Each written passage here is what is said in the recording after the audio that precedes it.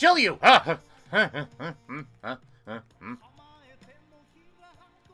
You were interrupting a whole dancing thing there, you weirdo. Seriously, what was up with that?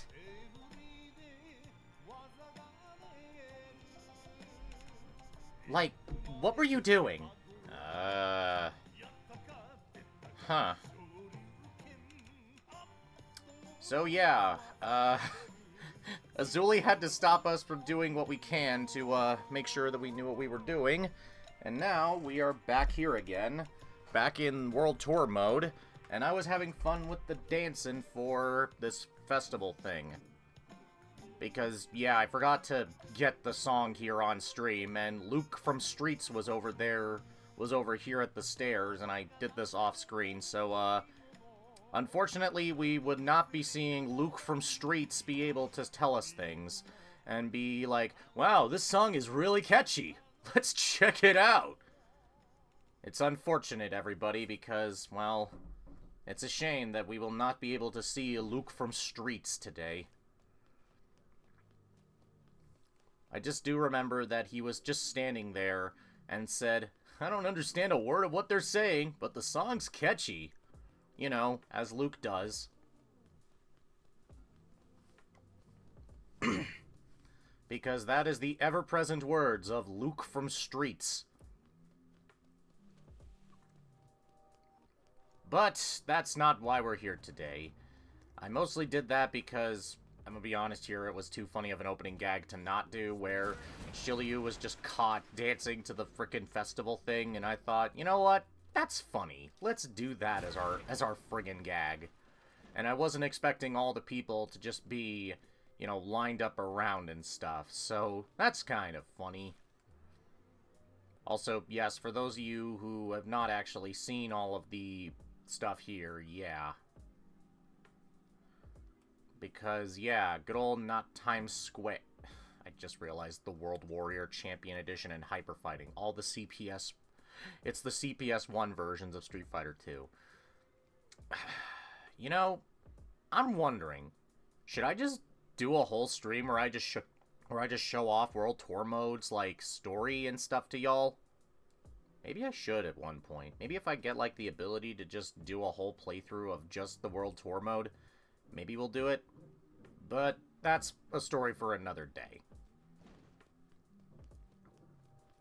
Instead, what we have to do now is that we have to go back, you know, we did see Viper's story, and that was taken care of. And that one was taken a lot more care of than one would expect. Also, if you hear any noises outside, some people are doing work outside on the back porch, so that's fun.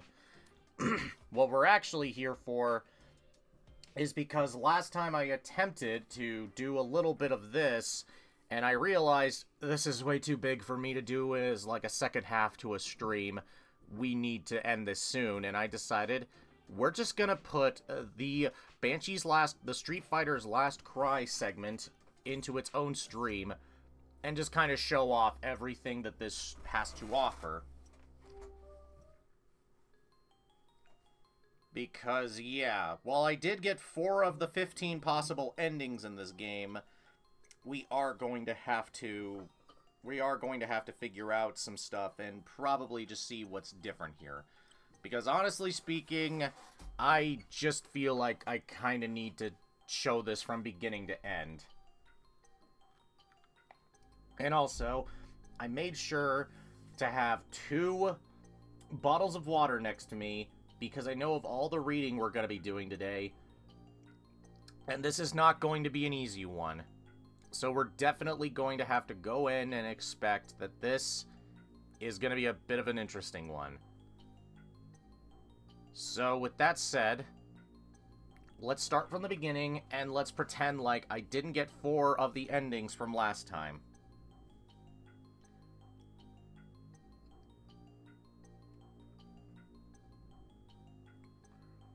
So, with that said, let's do it. When I came to, I found myself in front of a fancy building. This is the Kung Fu Villa Resort. A girl appearing as a blue silhouette spoke to me in a friendly voice. A resort? It all came back to me as I considered what she said. Kung Fu Kong Corporation, a renowned martial arts conglomerate, runs this facility for fighters from all over. As a fighter myself, I had been invited here. We appear as blue silhouettes to hide our true identities and prevent needless confrontations between red-blooded fighters. I'm a guest at this resort too. I go by Grace here. What's your name? She asked. My mind searched for the answer. I'm Max. Nice to meet you. Grace chuckled in response. Well, let's get going. The glass door in front of us gleamed brightly in the evening twilight as if beckoning us to use it. From this moment on, I would spend the night here, using Max as my alias. A wave of excitement for what awaited me washed up my body as I pushed open the door. The Banshee and Straight Fighter's last cry.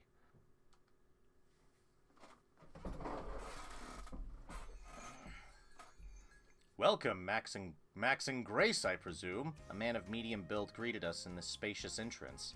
My name is William Forrest. At least here it is. The apron he wore and his calm demeanor gave him the appearance of a resort management. But he was also a guest. I've been visiting here for a long time, so they've put me in charge of managing things while I'm present. He then took a moment to explain a few things to Grace and me, as it was our first time visiting. Let's go over some ground rules. First, no snooping around in others' business. Second, just because we're all fighters doesn't mean you can go around picking fights. Fighters took on new identities here in order to unwind and relax. As long as you followed those simple rules, feel free to do as you like. There's a game room and a billiard room, and the food here is quite good. William added, winking as if he had just sealed a great deal. And here are your room keys. A voice called from the reception desk nearby. A woman in an apron similar to William stood there, smiling gently. That's Colleen. Like me, she's a veteran around here and helps out with things behind the scenes. Excuse me. And here are your room keys. At the mention of her name, Colleen nodded politely. A whiteboard in front of reception listed all the room numbers and guests currently at the resort. Max, your room is 206, Grace 207, she explained as she handed us our keys. The guest rooms are upstairs on the second floor. They should be ready for you, but since dinner is about to be served, you can wait in the lounge if you like, Colleen suggested, pointing to the area next to the stairs. The lounge was cozy, furnished in a rustic fireplace. A large coffee table was surrounded by sofas, enough to seat about 10 people.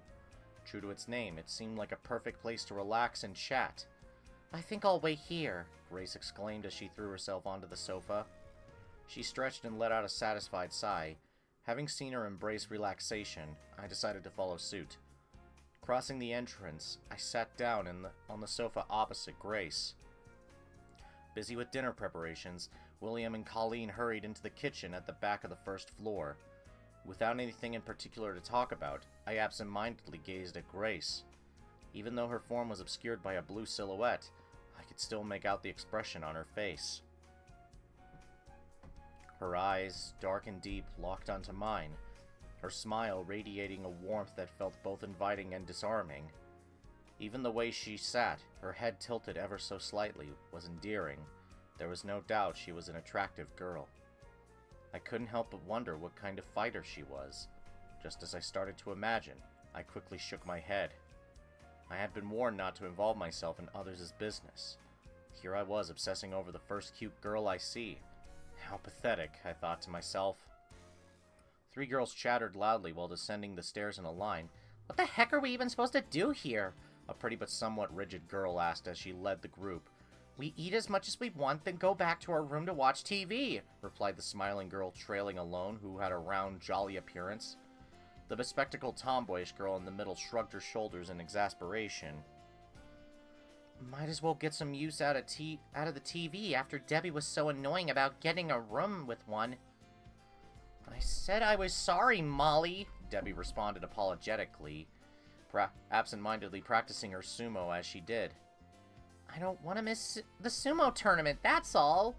Honestly, why would you waste your time here watching TV? The pretty girl responded, furrowing her eyebrows. There's no reason to get so angry, Tiffany, Debbie exclaimed. Suddenly Grace asked me softly, all three of them are pretty cute, huh? Which one would you choose?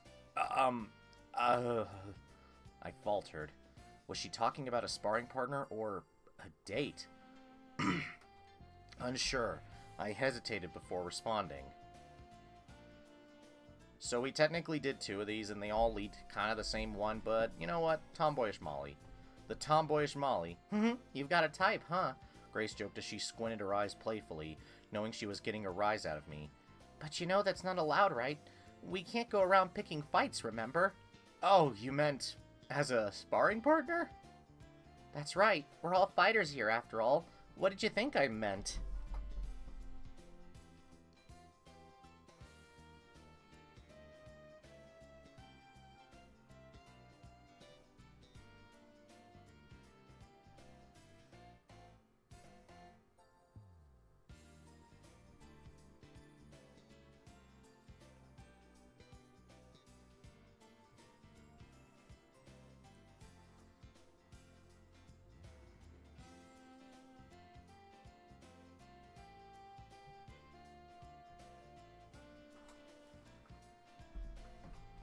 Oh, I mean, my response trailed off awkwardly.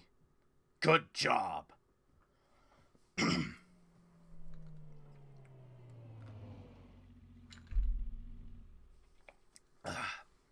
Suddenly the sound of a car engine broke the silence. It continued to grow louder, then came to a stop. Yeehaw! Here at last! A middle-aged man with broad shoulders, a rugged look, and speaking in a distinct southern accent stormed in. And then there was his wife, a delicate woman with a fragile, almost melancholic aura accompanying him. The Buchanans, welcome! William raced out of the kitchen to greet them. How was your trip here? Well, the car held up okay, but the roads were rough once it got to snowing. Glad we made it before everything froze. As he spoke, we could see that small flakes of snow were now contained in the blowing wind outside.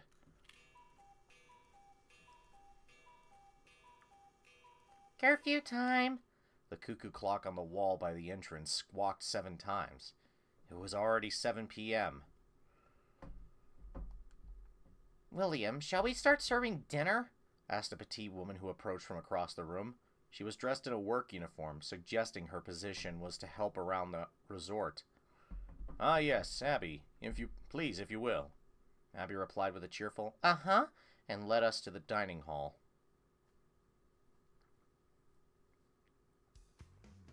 The dining hall was spacious, filled with tables covered in white cotton cloths, each one evenly spaced apart. The trio of girls from before and the Buchanans took their seats at their respective tables. It seemed everyone assumed Grace and I were a couple, as we were seated across from each other at the same table. I can't wait!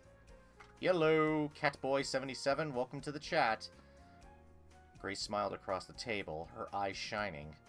Yeah, me too. Seems like the food here is pretty famous, I added as she tilted her head slightly in response. It's not just the food, she said with a smile. I get the feeling something's about to happen, don't you? About to happen? Like what? It feels like we've all come here and become people just a little bit different. Glad you could join us! Thank you for the follow. So much for the follow here. It is much appreciated. Feels like we've all come here and become people just a little bit different than our usual selves. For some reason, it feels like we have a part to play. A part to play? I looked over at William, who was prepping at the kitchen counter. You mean like we'll start helping out at a resort like William? Thank you for the comment. I just met you. Well, I think I know you're from, like, one of my Discord group, chat things. So, thank you for joining me, and thank you for the compliments. Yeah, something like that, Grace replied while nodding. I think being with you is also part of it. Something might happen to us together. The thought that I might have a greater purpose here made a wave of excitement wash over me. I grinned.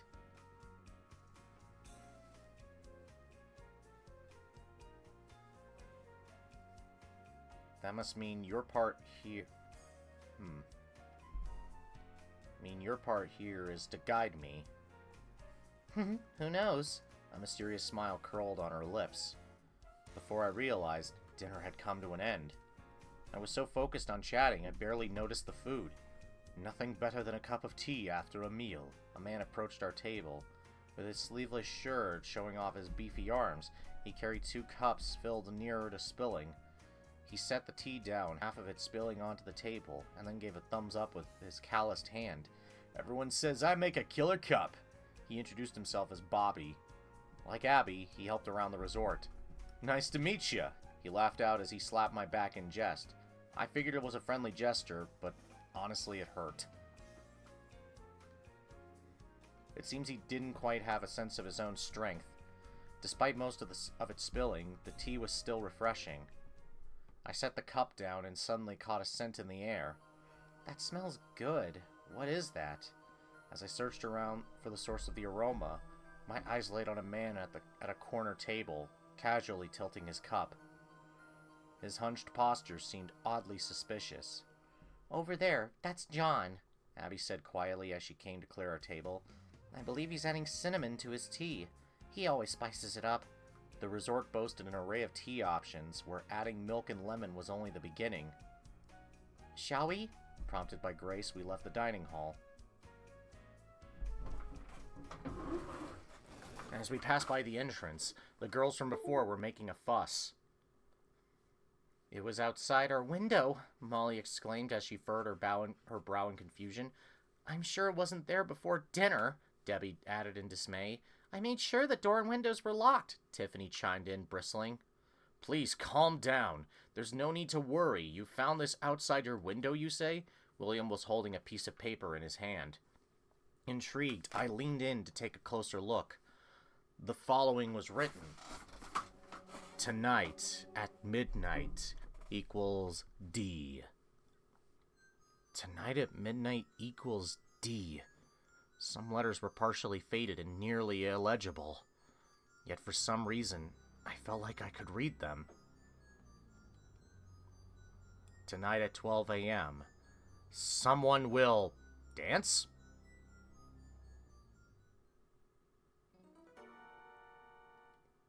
I don't even know why I read it that way. Maybe it was because of how this place looked. Like a grand ball could be hosted here. As we continued talking, Bobby happened to pass by.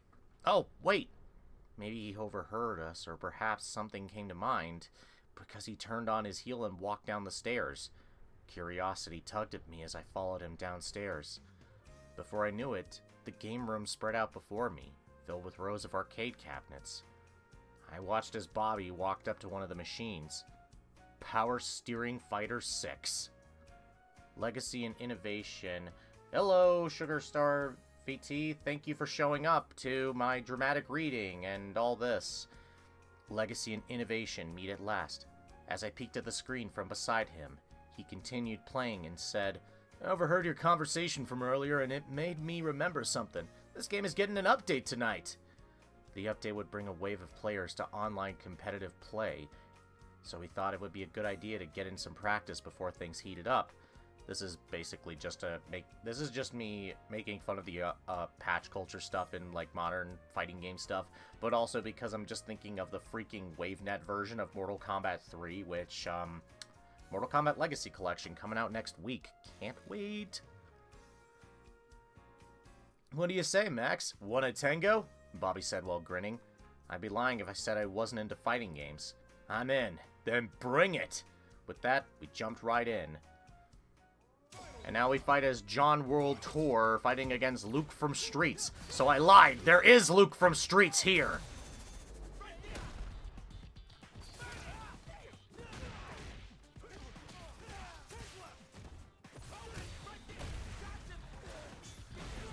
Hey there, everybody. This is Luke from Streets.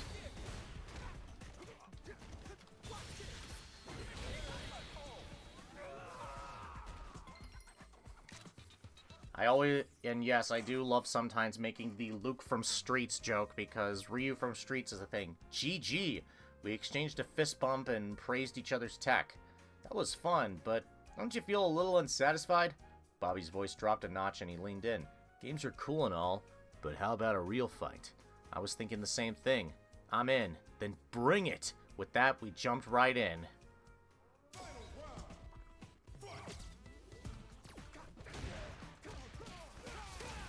Just keep watching. Shit's gonna get really interesting here in a bit for those who weren't here last week, because, oh boy, you are not prepared for some of the weird stuff here tonight. I say tonight, even though it's the afternoon, but whatever. Point is, who could say?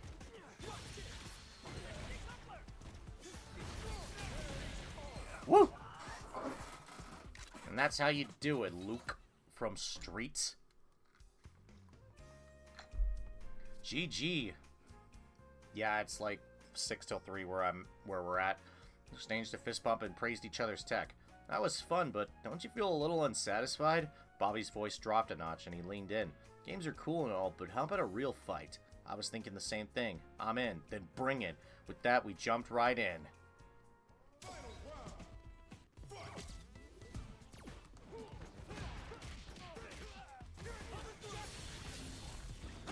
Level 2.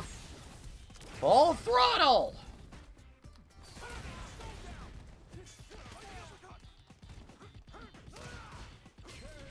Kick.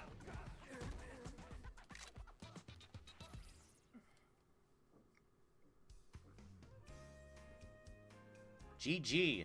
We exchanged a fist bump and praised each other's tech. That was fun, but don't you feel a little unsatisfied? Bobby's voice dropped a notch and he leaned in. Games are cool and all, but how about a real fight? I was thinking the same thing. I'm in, then bring it. With that, we jumped right in. Also, yeah. Anyone else noticing something kind of screwy going on here on the screen right now? Or rather, the multitudes of screens? I remember when I first saw this, I'm like, what is going on? What is happening? Why is this happening?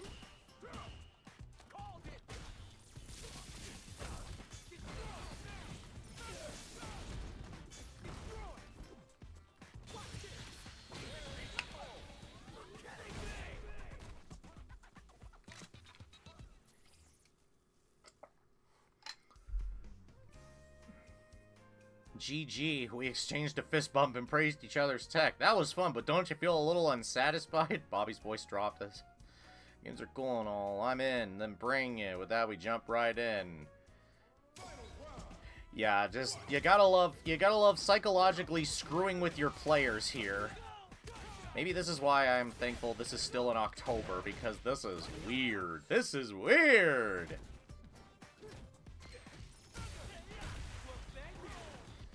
My brain just immediately goes straight into just a Jim Carrey style way of just being like, this is weird!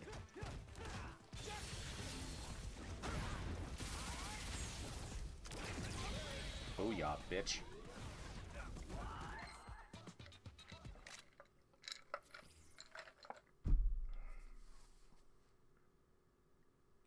What the? Something wasn't right. We seem trapped in an endless loop of battles within the game. At least that was how it felt. Had we been pulled into a virtual world, or was I standing there at the cabinet, lost in its grip? My mind spun, tugged in every direction. Kneeling on the floor, I fumbled desperately for the power cord. If I could just shut the game off. I grabbed onto the plug and yanked it out of the wall.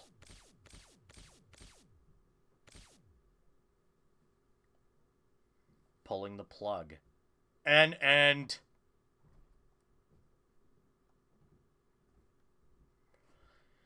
Yeah, that's kind of the thing about this specific game is that we are essentially witnessing what can only be described as essentially a visual novel that is going to just have us go through a lot of weird stuff. And yeah, I did a little bit of this last time, so there are some stuff I do know about. But, yeah, I'm just gonna be doing that. But now that and honestly, I'm just checking every option and every ending just so I know what's going on. And, well, as we learned from last time, basically, so whenever you tell Grace your type, essentially, you pretty much get the same response. But what happens if you pick every option? I'm actually curious because I don't know. I haven't exactly gotten everything. But yeah, we got all the other 3 choices. Now let's see what Tiffany gives us. Beautiful Tiffany. You've got a type, huh? Going around picking fights, huh? Yeah. No picking fights. You're at a resort to relax, people.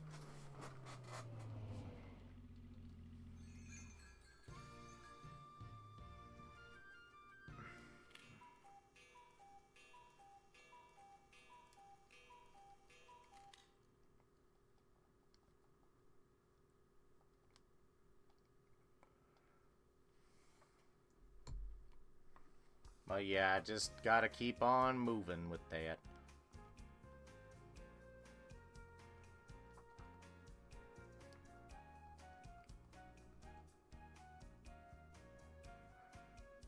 Now, as much as I want to check this out, you know what, just to show this off again, I may as well show this part off before trying the other option. That must mean our parts to play are as lovers, baby. Who knows? A mysterious smile curled on her lips. Before I realized, dinner had come to an end. I was so focused on chatting, I barely noticed the food. Nothing better than a cup of tea after a meal. Yeah, just Bobby here doing his thing. Dude, John in his corner with the tea that he's making. Da-da-da-da. We'll do the last one later. But yeah, that's what happens if you pick the dance option because, well, bluntly putting it, that's too easy an option. Doesn't it say someone will die at midnight? What do you mean someone will die at midnight? That's so scary! Debbie panicked, her pudgy hands covering her mouth. This must be a joke. She looked at me with a hard stare. Cornered, I held my hands defensively. Someone will die at midnight. I don't even know why I interpreted it that way. It was like a strange sense of deja vu, like this had all happened before. Or maybe it's all predetermined, like an endless cycle, and it will all happen again. What's going on down there?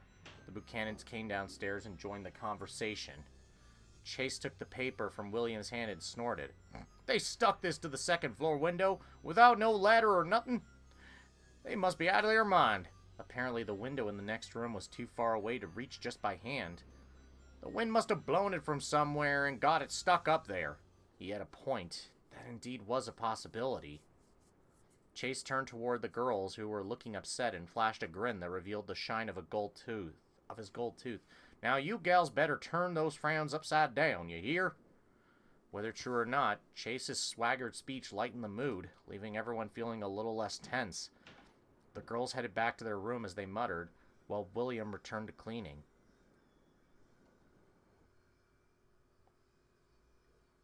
I'm not gonna lie. This is gonna sound kind of embarrassing. I actually thought a drill outside being used right now was part of the came for a moment. I'm like, the fuck? But no, we're all good. For some reason, I found myself sitting down on the sofa in the lounge with the Buchanans. Thanks for calming everyone down back there.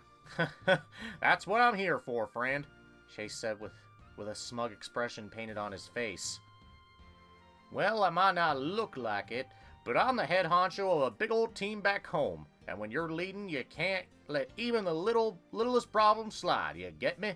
He gave off a somewhat shady impression, but maybe there was more to him than meets the eye. Da-na-na-na-na. Chase leaned forward as I couldn't help but be impressed. Someone like you, a youngin', I can whip you into shape and make you something real special. I gulped.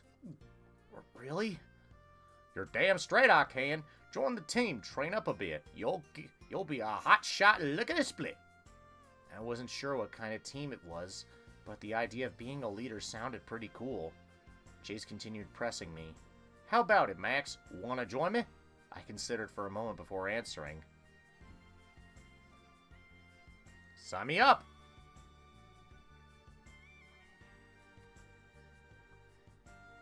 Yee-haw! Chase puffed out his chest with a grin. Then it's a deal. We better get moving. From then, things started moving fast. Chase took me to the town where the team was located, and from there, I was under his command. I began as an errand boy, but slowly made my way up the ranks. Eventually, I became Chase's right-hand man. 30 years of sleepless nights and giving it my all, having steered the team to success, I thought it was time to unwind and visit the resort again to reward myself. Yeehaw! Here at last! My car fought through the blizzard to reach its destination. A few guests were already at the resort, it seemed. Little did I know, this was just the beginning. It was going to be a long, harrowing night. Yeehaw! I'm the leader.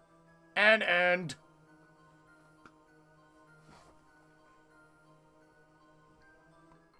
Yeah, we're just going to be getting a lot of end. A lot. And you know what? Since I haven't actually... You know what? I'm actually curious of if you get an extra option with that... If you get an extra option with those choices that you can get with with Grace. I'm actually curious if something happens. Because if I know my visual novels, I know they're all sorts of funky with their choices.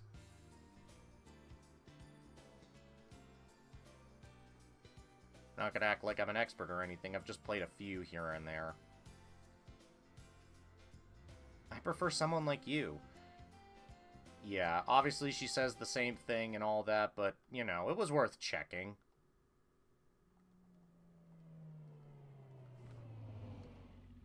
Because, like I said, these kinds of visual novels are all sorts of funky. And honestly, I want to check out what every option does, just so I have at least a comprehensive guide as to what they do. So, while I am going to be skipping around stuff I've already read, I will be rereading stuff that I haven't read before, so, yeah. Now, as much as I would love to go with the other options, we may as well see what option number 3 gives us. Your part is to be the most delightful garnish to a delicious dinner.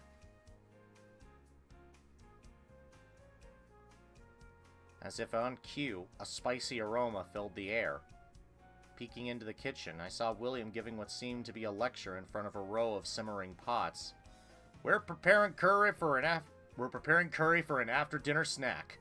Apparently the guests were each making their own signature curry. Let's lend them a hand. Grace said as she led me towards the entrance. I couldn't quite grasp her intentions, but before I could react, she charged right at me. Wait, what the fuck? Oh god, she's got JP style! Why is she attacking me with psycho powers and shit? Oh no!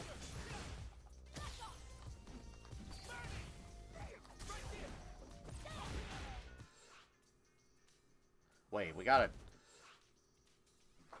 You know, I'm curious now. Let's actually earn this item with the curry bread.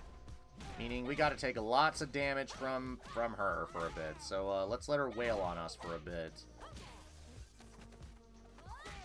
Men, what is preventing you from taking damage from your beloved?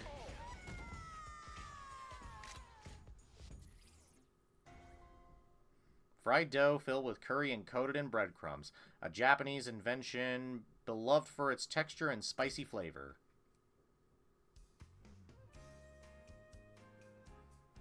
You wanted to work up an appetite, huh? Nothing better than a curry on an empty stomach, right? A conversation echoed from out of the dining hall. When I returned, the trio of girls were gathered together. They were talking over a crumpled paper napkin. I leaned in to take a look. The napkin had something written on it. Tonight at 12 SP. That red stain looked like KN? I don't know how to pronounce that. I'm not a cook. And something smells sweet too. Grace stepped closer, her eyes scanning the napkin intently. They must have been writing 12 Spice Challenge.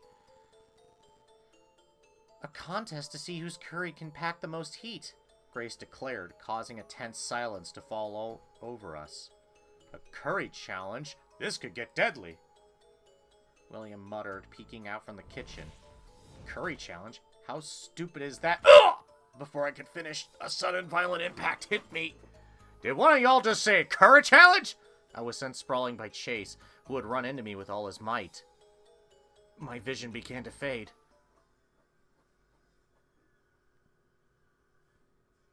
When I came to, I was lying on the dining room floor. The aroma of curry filled the air all around me. I see you've decided to join us again. William leaned over me, a pot in his hand. Since you called the curry challenge stupid, you'll be the one to decide whose curry is the best. Oh no! Everyone was present, each holding their own pot. Oh no! Oh no! Their faces were set with determination. It was clear this was no joking matter. Okay, is anyone... I'm getting reminded of the fucking scene from The Grinch where they're doing the, pudding cook-off, and I'm just thinking of that right now! I'm just slowly imagining Max is gonna have to be stuck with that. I swallowed hard. This is important, Max. We have to do this, Grace said, offering me a spoon. I took it, stood up, and with a deep breath said, Fine then, bring it on!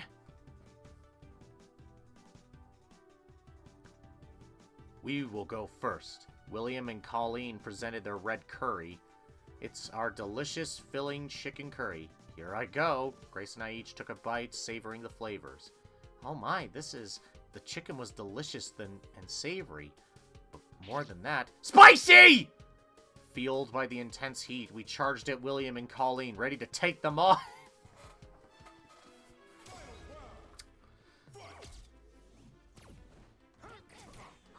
So William is clearly supposed to be Guile because, I mean, Guile's first name is freaking William, and Colleen is clearly supposed to be Chun-Li's style.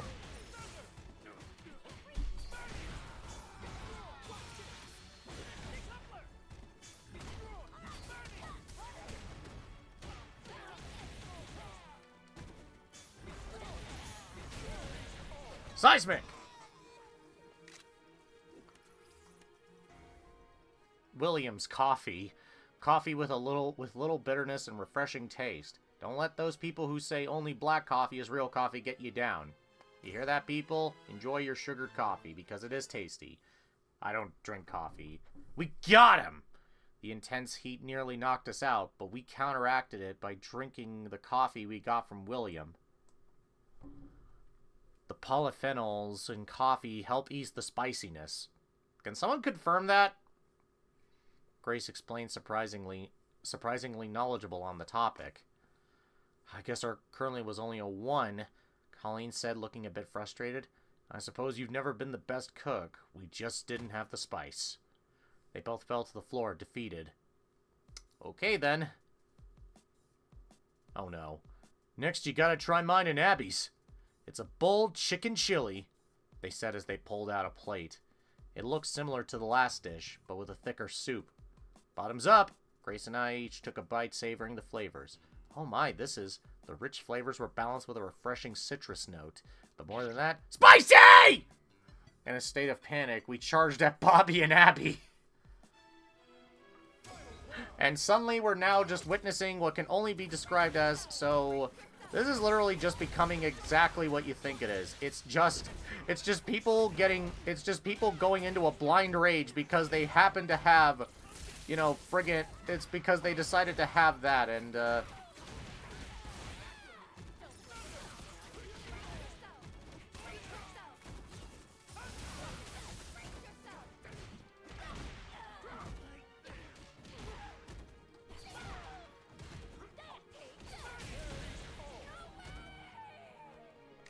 Actually, I think Abby's supposed to be...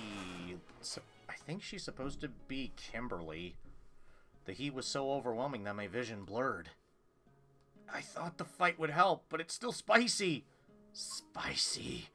Tasty. We collapsed to the floor, begging for mercy. Spice-tastic! End!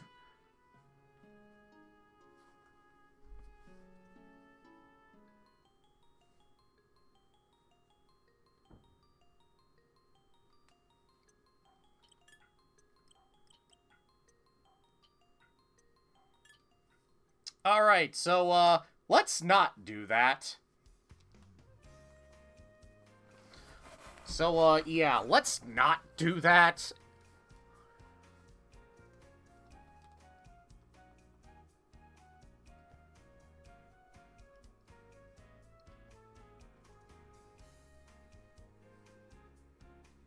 Let's go with guide me, because I like being guided. Bobby being Bobby. Just bros being bros.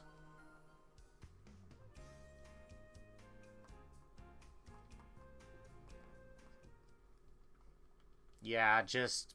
Good lordy, that was... I was not expecting the spice-tastic ending.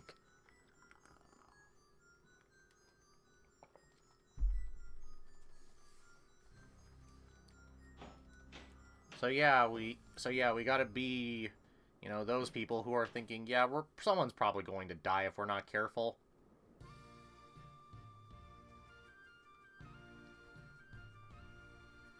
But yeah, sorry, I don't think so. I couldn't agree with something I knew nothing about. Yeah, we're not joining the Mad Gear Gang. I apologized and declined.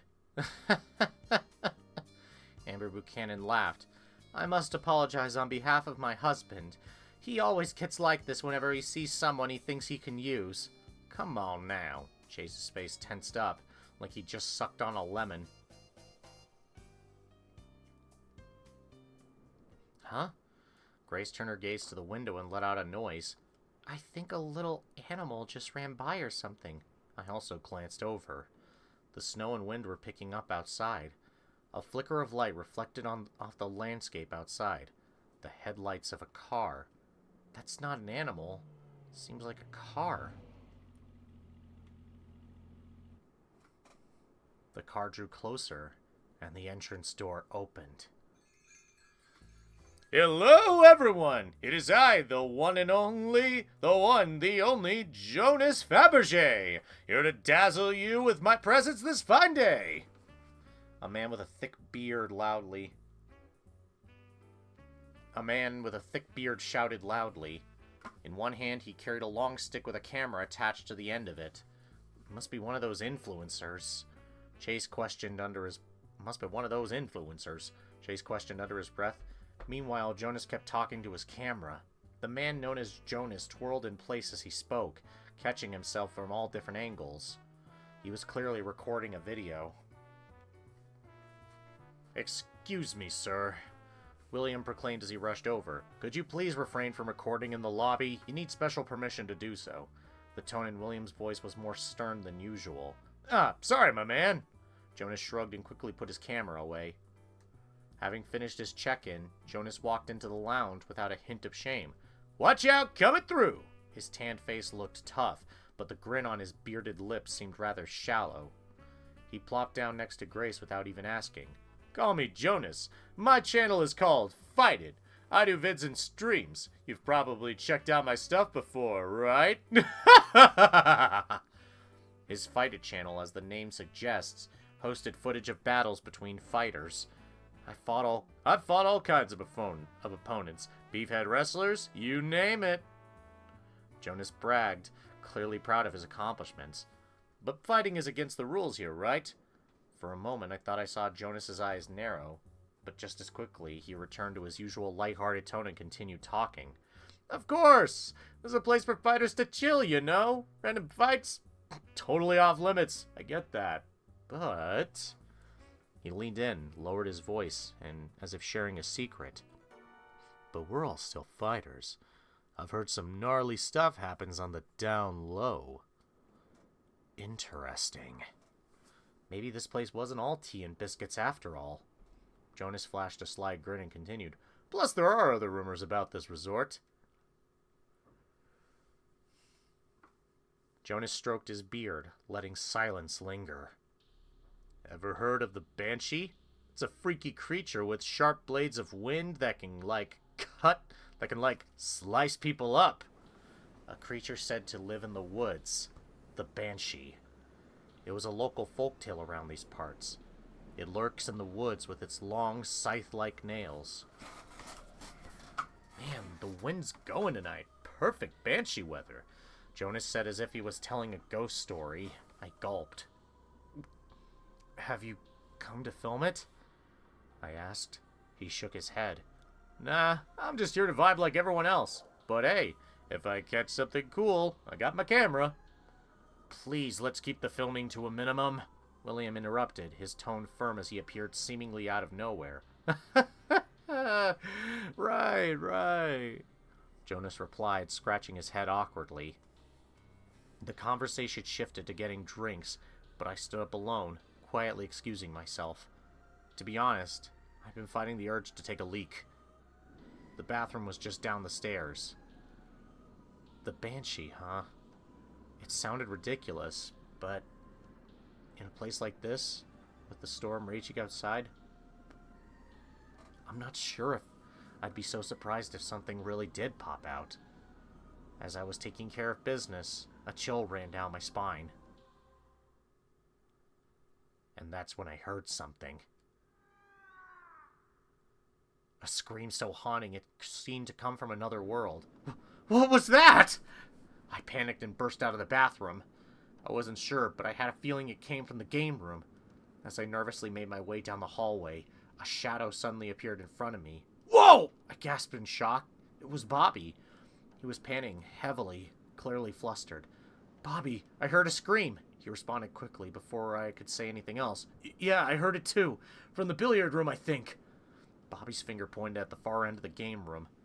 What was that just now? Did you hear it too? William appeared, rushing over. Bobby's voice rose as if to will William to move faster. Perfect timing, William. Do you have the key? The key? The key to the billiard room. For some reason, the billiard room was locked, and William was the one responsible for holding the resort's keys. Bobby was apparently aware of this. In fact, he had just been going to find William to get the key. Are you sure you heard the scream from in there? William asked, stopping just in front of the door. Bobby nodded in response. I could see the lights flickering inside through the frosted glass window. I'm opening the door now. William pulled a set of keys from his apron pocket. He released the lock with a small metallic click. After a brief pause, he turned the doorknob.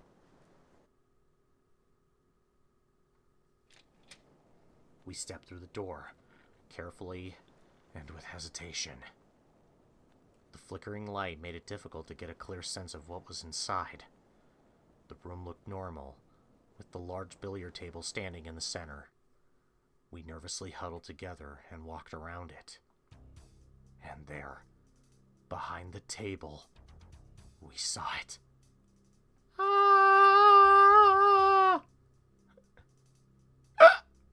I couldn't tell if the pitiful scream had come from me, Bobby, or William. It was likely that all three of us had yelped. What we saw was beyond words, an unspeakable sight. A dead body. A body has been discovered! Wrong visual novel. We'll do Danganronpa another day. Maybe in preparation for 2x2.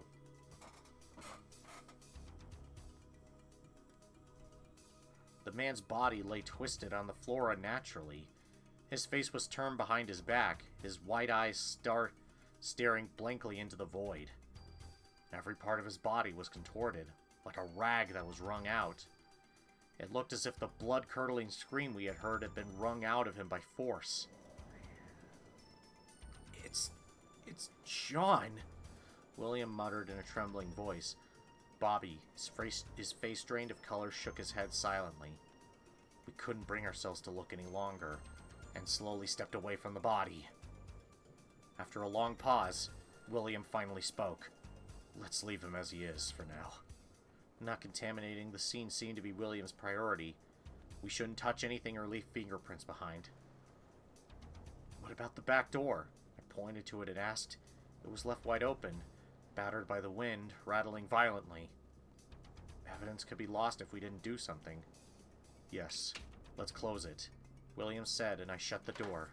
I grabbed the knob using the hem of my shirt and locked it with a twist. We left the room and locked the inner door behind us. Now no one could enter the billiard room. Should we call the police? Bobby murmured in a hoarse voice, and William responded, Yes. Let's go upstairs and call them from reception.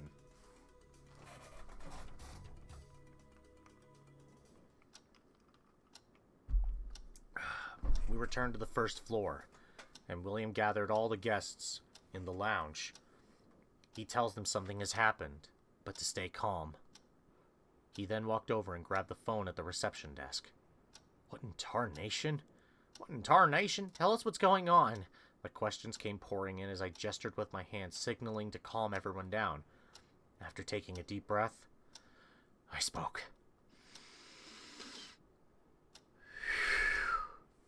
Someone has died. Died? What? Oh no! Everyone reacted in shock. Bobby, usually so confident, was trembling, and the tremor in my own voice made it clear that this was no joke. I spoke slowly, recounting what we had seen. The person who had died was likely John. The inner door to the billiard room had been locked. The back door leading outside had been left wide open. Are you saying it was murder? Jonas asked, sounding serious. Could you have been mistaken? Colleen inquired. She spoke as if she was trying to will that to be the case. I shook my head. I recalled the unnaturally twisted body. His neck twisted around to the back, his empty, wide eyes staring vacantly. The entire body was twisted like a rag, as if someone had gripped a doll and wrung it with all their strength. A hush settled over everyone. Each person struggled to comprehend the situation. It's no use. William's voice shattered the silence. The phone lines are down. The storm must have knocked them out. He muttered, shaking his head with a grim expression. Y'all can try using my cell phone. Chase stood up and offered his cell phone to William. Clouded with concern, Chase's face dropped. What? No signal? That's right, William said with a sigh. We've intentionally made sure cell phones don't get service up here to help everyone disconnect and relax. We could drive to a spot with a signal, Jonas suggested. No, the roads are likely frozen solid, William said bitterly. If we got into an accident, we'd be stranded. The storm was strengthening by the minute. The surroundings of the resort had disappeared into darkness, and the blinding snowstorm obscured any view. Venturing outside recklessly didn't seem like a wise choice.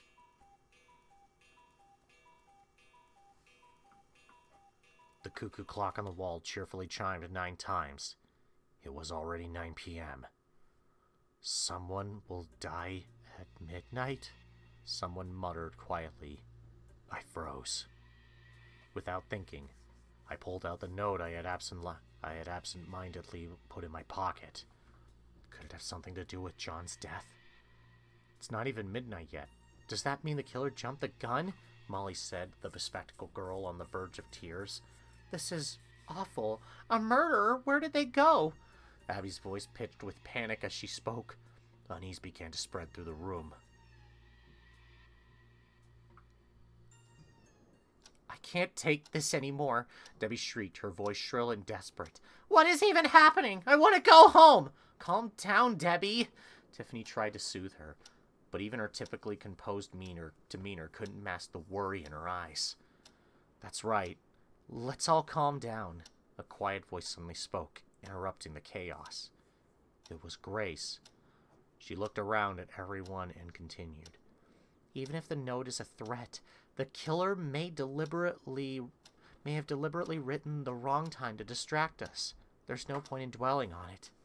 She was as calm and steady as ever.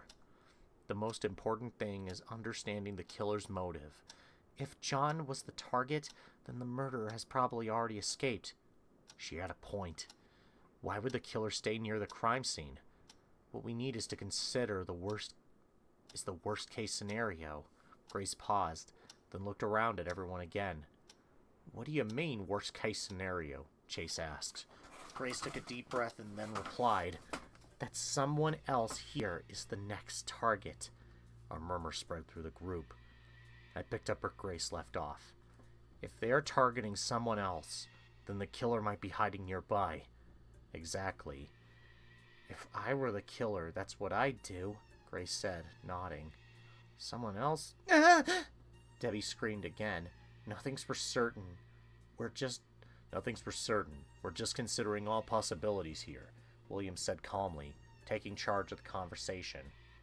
For now, let's check all the doors and windows. Good thinking. Alrighty, fellas, follow me. Chase took charge, showing off his leadership expertise. This is what a leader is supposed to do, he said, flashing a smug grin at the girls. Considering the situation, I decided that I should help out. Let's start from the second floor, William suggested as we gathered in front of the stairs. William, Chase, Bobby, Jonas, and me. 5 of us in total. Be careful, Grace said quietly, waving her hand to send us off. We nodded and began climbing the stairs. We started checking all of the guest rooms. We opened every door and inspected inside each one. The rooms appeared in order, and the windows were locked. The showers were all clear too. There was a small ventilation window in the hallway, but it was far too narrow for someone to fit through. Ain't nobody here, Chase muttered, a hint of relief in his voice. Yeah, seems like it, I answered. A silent understanding passed between us. All of a sudden, a noise. It came from inside one of the rooms. What was that? Chase stuttered. It came from the storage room. Bobby pointed to the end of the hallway. There was a single door. That's where we keep cleaning supplies and things. There's enough space for a person to hide. William explained in a low voice. The storage room was slightly ajar. We held our breath and silently surrounded it. One of us had to open the door to check inside. But who would it be? We exchanged glances. Our eyes all turned to one person. Me? Chase whispered, his voice barely audible. The rest of us nodded in unison. It looked like the leader was going to have to lead. Dang nabbit. Chase gathered his resolve and grabbed the knob.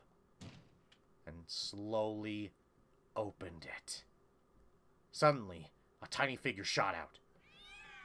Cat scare! No! Chase yelped as he stumbled and fell on his backside.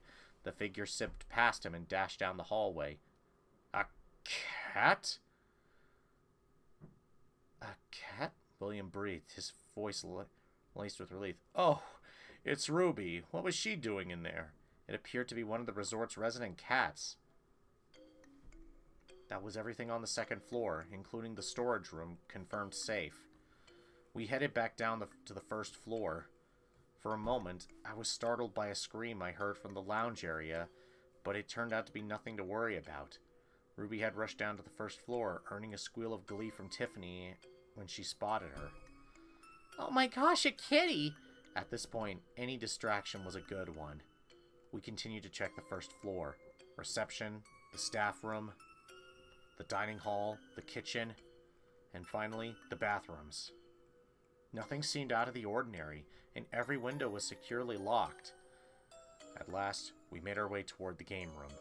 We carefully searched the gaps between the arcade machines.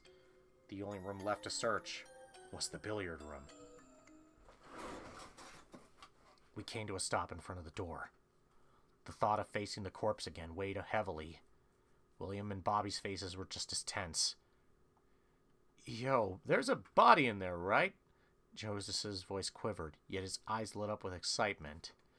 A camera had somehow appeared in his hands as if he was planning to capture the moment. Now wait just a moment. William shot a sharp glance at the camera. Hope you don't intend to use that. Of course not. Jonas quickly hid the camera behind his back. I'm just having a peek. No, we better not. William shook his head. We checked everything in there after we found the body earlier. No one was around, and we locked the back door. He was right. The billiard room should be completely secure. It was best not to interfere and preserve the scene. We explained our logic to Jonas and returned to the lounge.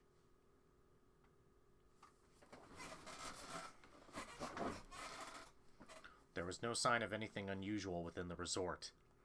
Hearing this, a sense of relief washed over everyone. As long as the front door was locked, no one would be able to get inside, unless they broke through a window. All we had to do was stay vigilant through the night, keep an eye on the weather, then head out tomorrow. We could then contact the police, and everything would be fine. and it's all gonna be just fine. These thoughts cascaded through my mind like a waterfall, until one single thought became trapped in the current. Could the perpetrator really have escaped outside?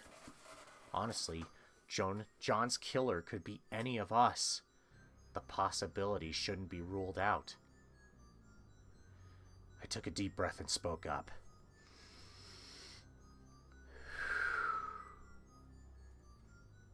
The killer. It could be any one of us. A sudden shift in the air left everyone uneasy. It was something they had all vaguely sensed, but hadn't dared to consider. I took the first leap into the unknown. There's someone here who doesn't have an alibi. A wave of excitement surged through me. Grace had said we had a role to play here, and this might very well be mine. I was the detective, the one that could solve it all. With all eyes fixed on me, I continued. And that person is... It's me, Austin! It was me all along, Austin! I raised both my hands and gestured to myself. I was alone when the scream echoed through the resort. I pretended to head to the bathroom, slipped out the window, and made my way to the crime scene through the back door. There, I killed John and slipped back in the same window. That's how a master criminal orchestrates a crime. Of course, this is nothing more than a deduction based on logic, I said, my smile tight as I continued. But the one who's truly suspicious is... Still me! I raised both of my hands into the air. I was the one who did it. The narrator turned detective committing the crime was an astonishing twist. I couldn't help but laugh at my own wit. But as I laughed, there was a sudden snap. The sound of something breaking. Quit joking around! Folks here are already jumpy enough. It was Chase. His eyes were bloodshot and veins bulged on his forehead. That snap I heard was the last piece of his patience. Takes a downright fool to get me all riled up, and I'm about done with your nonsense. Then everyone charged at me with force. One-man army time, let's go!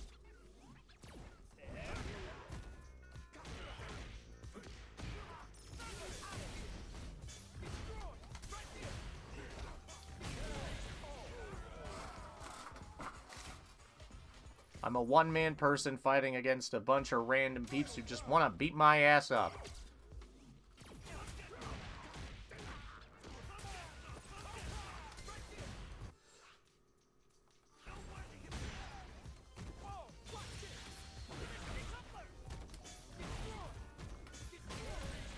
Woo! Ah! Hey, we got some leather gloves. Sick. Now we're going up against William.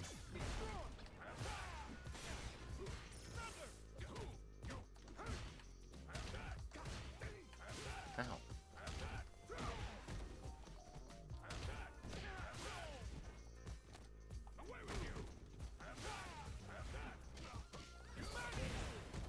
This is kind of a ridiculous ending where it's just like, the twist ending is really funny just to randomly just be like, screw it. Fuck.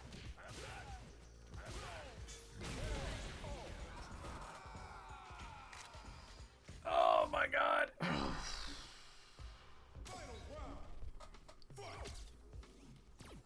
This is clearly a Rashid.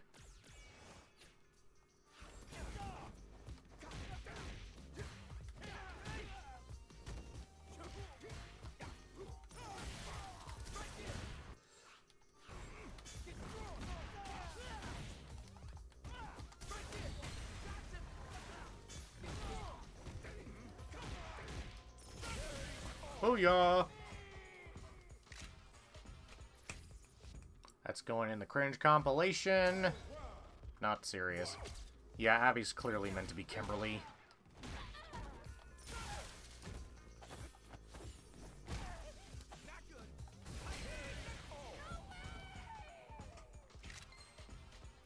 Hell yeah, baby. And Debbie is supposed to be Honda, obviously, because I mean she's into sumo, so of course she's a friggin', You know, so of course she's a sumo fan. She's got, like, the Hinako Shinjo style of, being into sumo.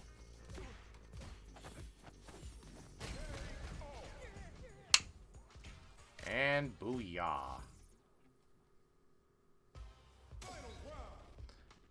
Tiffany is clearly supposed to be Cammy.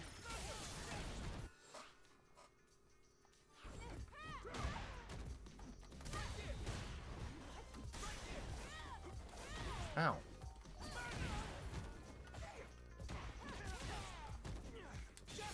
Fuck. You fucked up. You fucked up. It's me, Austin. It was me all along, Austin. Alright, Molly, clearly supposed to be Chun-Li.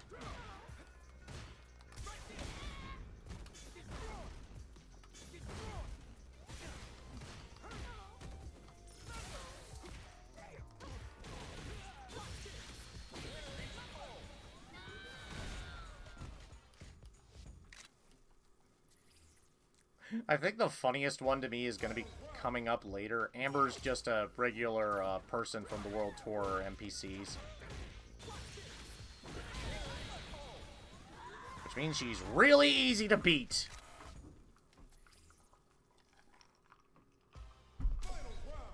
Grace has to be JP. I still asked this earlier. Why the fuck is Grace JP?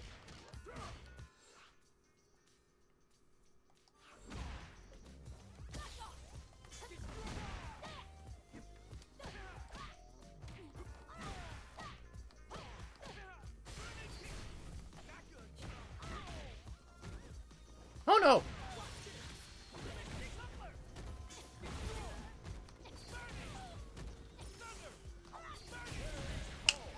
Burning!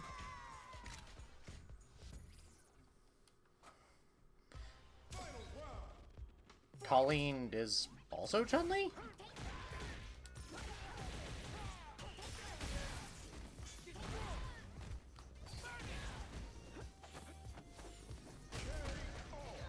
Okay, then.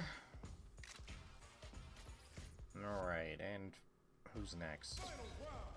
Why is the cat Ruby just... Why is the cat Ruby Blanca? Why is the cat Blanca? It's friggin' funny, though. That is friggin' funny is what that is.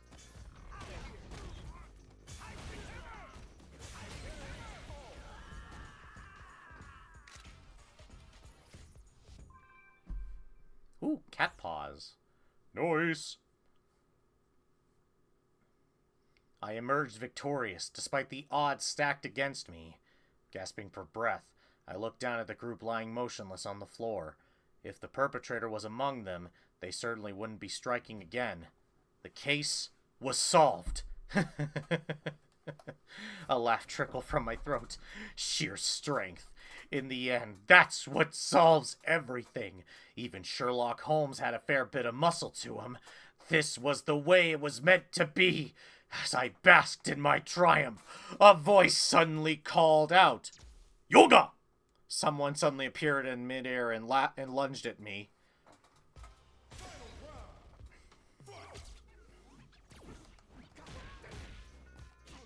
We are doomed.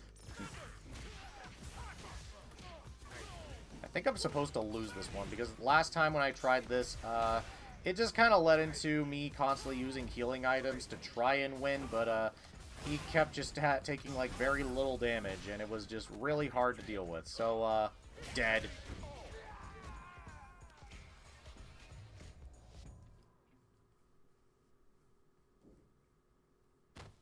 Ugh! I was knocked to the ground before I could even grasp what was happening. The searing pain blurred my vision. Yoga. Dead. Not big surprise. Yeah, basically. The voice called out again, and the being vanished. Who was that? I felt like I had seen them before, but before I remembered, my consciousness slipped away. Yoga to the head. An end.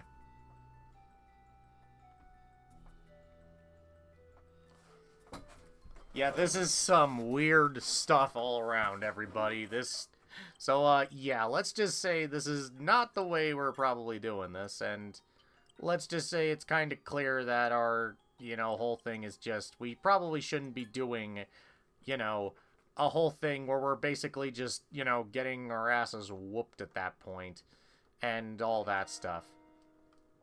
So basically, let's not try taking the fall for someone we don't know, and instead, let's start blaming people!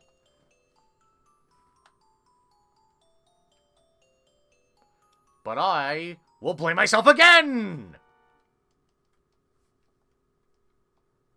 But no, it's not me. The actual suspicious one here is Bobby! Bobby is the one that stood out to me. Bobby emerged from the game room just after the scream. He claimed he was going to fetch the key. If we can believe that. He also helped around the resort. He likely had ample chances to make a spare key if he desired to. If we assume he had a spare key, Bobby could have locked the door after the crime, then pretended to go get the real key. Which is when I cross paths with him. Something like that. Afterward, he could have discarded the spare key somewhere, or he could still be carrying it. Are you accusing me without evidence? Bobby glared at me, his voice dripping with menace. If I search you and find a spare key, I'll make you eat those words. If you want some, come get some! And like that, we must now fight the Luke from Streets, man, whose name is Bobby. That boy ain't right.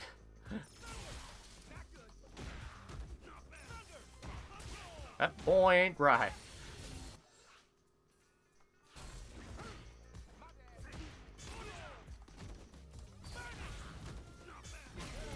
Booyah!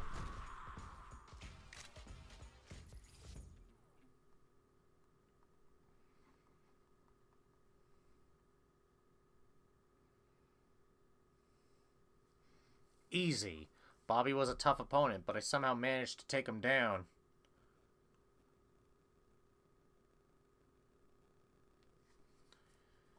His strength was no match for my brains. Huh, that's strange. No spare key. William mumbled quietly as he searched Bobby. He must have disposed of it somewhere. William gave me a puzzled look. Are you sure he's the culprit?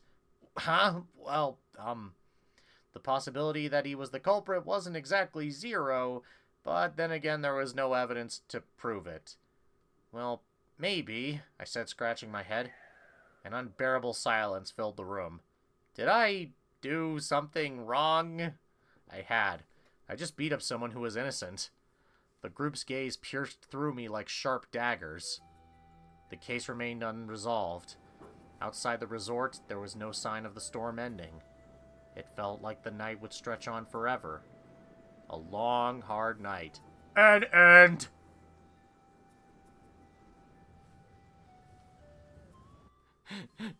I will never stop saying it as an end!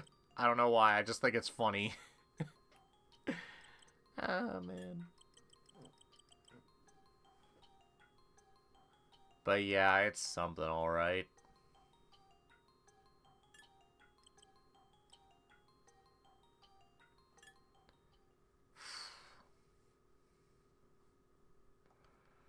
But yeah, let's accuse someone else after all this, because you know what? We've constantly been accusing myself and Bobby of things. But you know who we haven't accused yet? Me again! But in all seriousness, we haven't accused Jonas. Thinking about it, Jonas was showing up late was suspicious. He looked at me with a strange smile. When we heard that scream, I was right here, just saying. That may be true, but he was right. But there was a hole in his story. I told him. So we have the timeline of the crime all wrong, which, let's do something else. You're wearing a disguise! A disguise? Jonas shouted in a bewildered voice. You think this beard's fake or what? My intuition told me that he was lying. I grabbed Jonas's beard and yanked it as hard as I could. Ow! He screamed in pain. Oh, the feel of his beer was unmistakably real. What the hell are you doing? Jonas pushed me away with a thud. Why the heck would I need a disguise anyway? Well, I hadn't thought about it. I couldn't answer. You're just trying to act like you've got it all figured out to seem cool. Jonas glared at me while stroking his beard. Sorry. I shrank back, feeling small. Well done, idiot. Very well. William had been unusually silent, raised his voice as he made up his mind. Let's check around the outside of the resort. A whisper spread through the group. William continued in a calm tone. Quickly, checking the surroundings should give us some reassurance there's nothing to worry about, yes? Count me in. Bobby stepped forward. It was the same group as before. I knew I should go too. Yeah, that's fun and all, bro, but, I feel like checking something else before we do so, because Jonas being Jonas is just making me realize, something about this feels suspicious right now.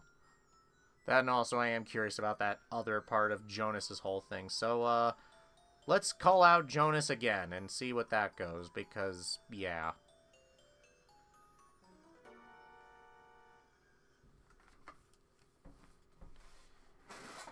You have an accomplice, don't you? An accomplice? Jonas burst out laughing. Why are you singling me out? Anyone here could pull this off if they had a partner, you know. Well, yeah, I guess. He had a point. Perhaps I had gotten carried away playing the detective. I sheepishly backed off. Good job, Max, you fucking idiot. Alright. Yep. Did not mean to press that one. But, you know what? I also just realized we haven't checked something yet.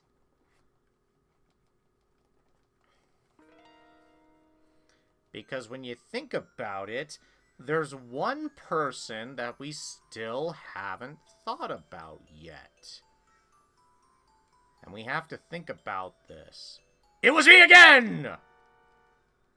But in all seriousness here, the actual person we need to check here is really... It's too early to say for sure. That's right. There aren't enough clues to figure this out. I shook my head. An indescribable, awkward atmosphere filled the lounge. Good job. Okay, enough fucking around with me, with me constantly making problems out of nothing. It's time we finally accuse the only other person that we still haven't accused of being the friggin' murderer yet, because something seems concerning here. And that person is, of course, Grace. Grace! Objection! I pointed an accusatory finger toward Grace. She silently raised her eyes to mine. Even in moments like this, she remained calm. She had previously discussed the killer's intentions. She speculated that the murderer might be lying in wait, and that they could be trying to target someone else. She put herself in the killer's shoes. Of course, this didn't mean she killed someone herself, but I couldn't help but feel that if she were to kill someone, she would remain calm as a kitten. She possessed what seemed to be an absolute nerves of steel. You're just joking, right? Grace replied effortlessly, without hesitation. Yeah. I expected her to react even slightly, but she simply brushed it off unfazed. Goddamn, that's a cold shoulder to give. But you all know the drill at this point. That's just kind of how it be at this point. Because, as we all know, well, at this point, it's just kind of what happens at this rate. And, well, Grace is certainly someone that probably has a lot going on through her head, and, well, as we can tell, you know, Grace is a pretty easy guess for this one. But it could have been me! I was the turkey all along! But in all seriousness, yeah, we're just gonna clear out Grace from this too, because I will be bothered if I don't. Objection!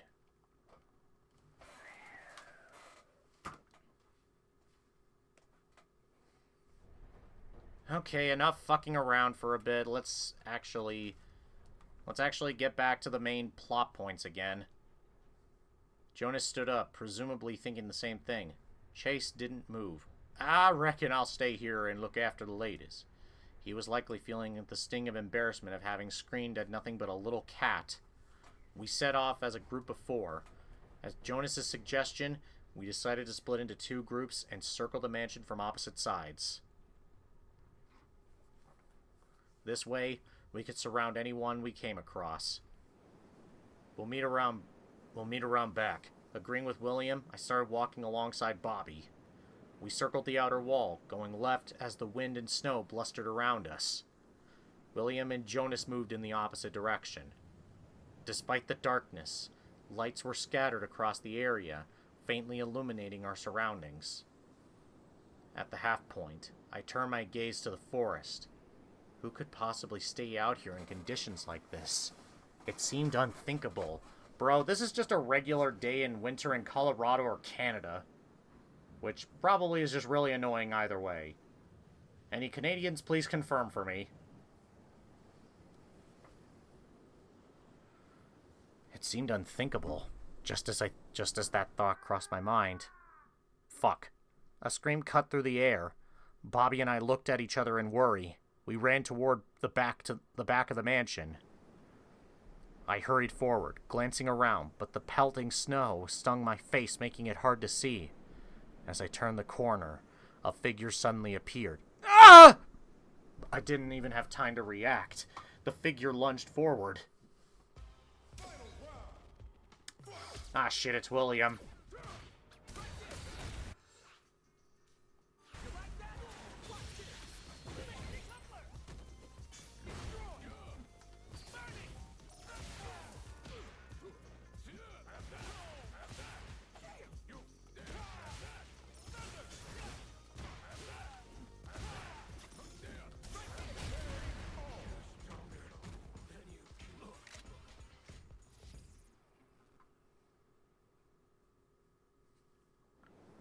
In the heat of the moment, I somehow took my opponent down.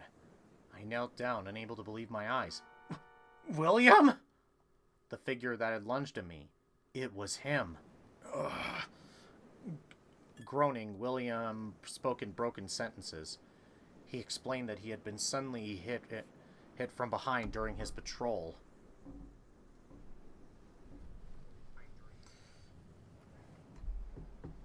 And needless to say, and right after that, I ran into you. He had mistaken me for the one who attacked him. It was simply the result of poor visibility. Was the one who hit you the murderer? Was it Jonas? Bobby asked, nearly frozen with surprise. Where is he now? The storm grew fiercer, cloaking everything in an icy veil. Jonas. Jonas! Are you out there? Bobby's scream echoed into the void, his voice a desperate plea, but the wilderness swallowed it whole. William fainted, and only silence remained. Jonas's absence was unsettling, but considering the situation, looking for him would be futile. We should get him to safety, I said, and Bobby nodded in agreement. Together, we lifted his limp body and made our way back to the entrance.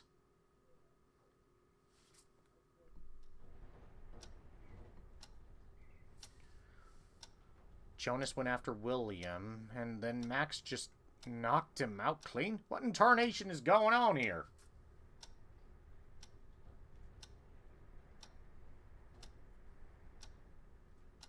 I laid William down in the staff room and went back to the lounge, only to find Chase waiting there, eager to approach me.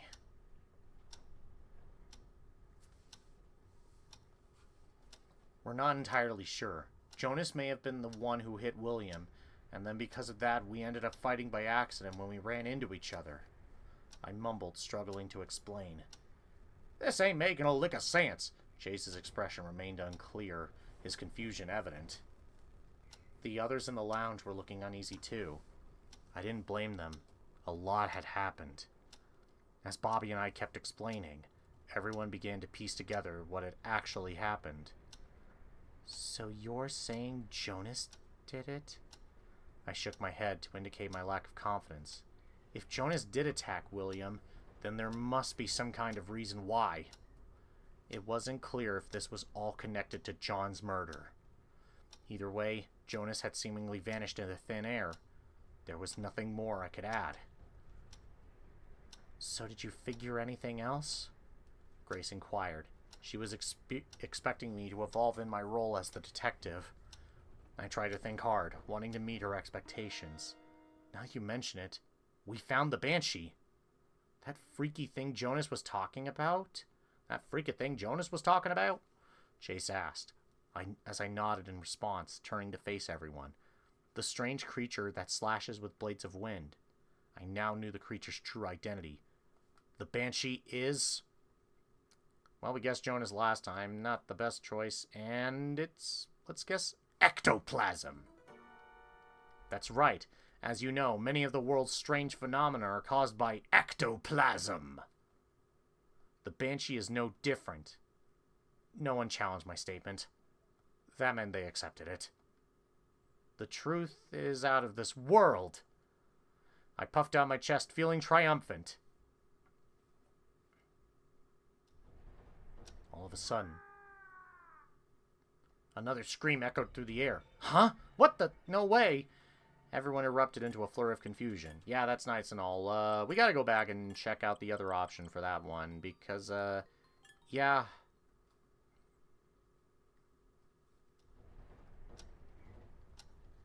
Because, not gonna lie, I do kind of want to see what happens if we say William was the Banshee, because, well, Jonas clearly wasn't the Banshee, and, well, actually, I may as well show that again. Jonas! That's right, Jonas was the Banshee. He revealed his true form, attacked William, and then disappeared into the night, carried away by the wind. It's the only explanation, due to the whole Rashid thing. Bobby tilted his head in confusion. But William didn't have any slash wounds. Huh? He was right. I quickly added something to cover myself. He must have decided to punch him instead! I tried to come up with an excuse. An awkward silence filled the room. Good job, Max. Good job. And now for us to guess the other one that makes a bit of sense, because, well, bluntly putting it, it kind of makes sense for us to guess this one, since, you know, he's the one with the fucking sonic booms and all the wind powers. Wind power!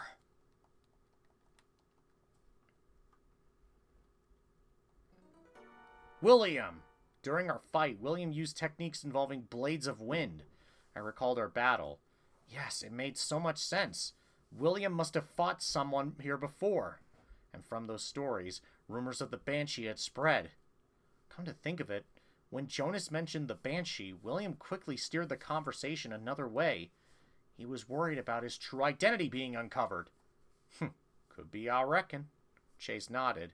The others in the lounge seemed slightly impressed by my revelation. Huh. That's impressive. All of a sudden, another scream echoed through the air. Huh? What the? No way! Into a flurry of confusion. The tension was etched on every face. The scream had come from downstairs. A sinking feeling told me it was coming from the billiard room once again. Let's go check it out! I said to no one in particular, then took off briskly. Bobby and Chase followed close behind. We stopped in front of the billiard room. Up until now, there had been no sign of anything unusual. Not here again. I felt a sense of déjà vu from the flickering lights through the frosted glass as I reached for the door handle. And then, I noticed. Where's the key? Of course, William has it, Bobby responded. Should I go get it? No, we ain't got time for that. Chase's voice was sharp. He was right, we couldn't spare a second. It's just a dang wooden door. Break it down!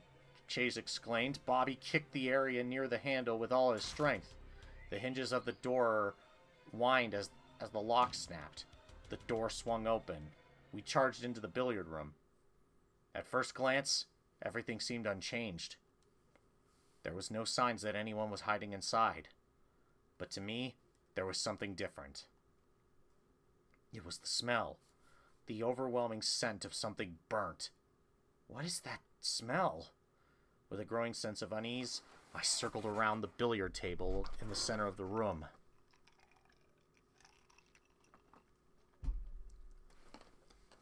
I didn't want to see the twisted, grotesque corpse again, but I couldn't just leave it be. And sure enough, there it was. The stench of burnt flesh wafted into the air. The body was severely charred, burnt beyond recognition. Oh, what the... Bobby recoiled at the sight of the body, covering his nose. The corpse, twisted in agony as if it had collapsed in pain, was still smoldering. The nightmarish sight nearly made me gag, the bile rising in my throat as I struggled to hold it back. What the hell's going on? What the hell's going on? Chase asked. He turned away to avoid looking directly at the body. I knew how he felt. I, too, wanted nothing more than to look away. Well, the culprit ain't here. Let's head on back. Chase's voice sliced through the tension, and Bobby, his voice drained of color, nodded quickly. Yeah, let's get out of here. This is beyond us. Bobby whispered as he turned sharply and made for the door. As for me, I forced down my disgust and stepped closer to the body. I crouched down to examine the body further. It had clearly been exposed to intense heat, the entire body charred beyond recognition. But the body was no longer contorted. How? Something was lying beneath the body's arm. I gently pushed it aside to get a better look, but the burned skin crumbled off with a nauseating crack. Ugh! The repulsiveness of the feeling nearly made me cry out. I bit my tongue and picked up the object. Is this a keyring? It looked familiar. That's right. It resembled the one William always carried. But why is it here? A second scream. A burned body. A keyring. There was so much I didn't understand, but the sight of the body in my peripheral vision kept my thoughts scattered. I turned away and decided to head back to the others.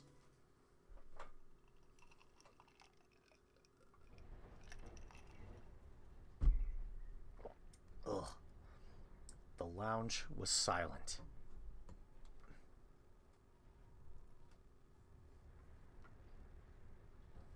Too many terrible things had happened that night.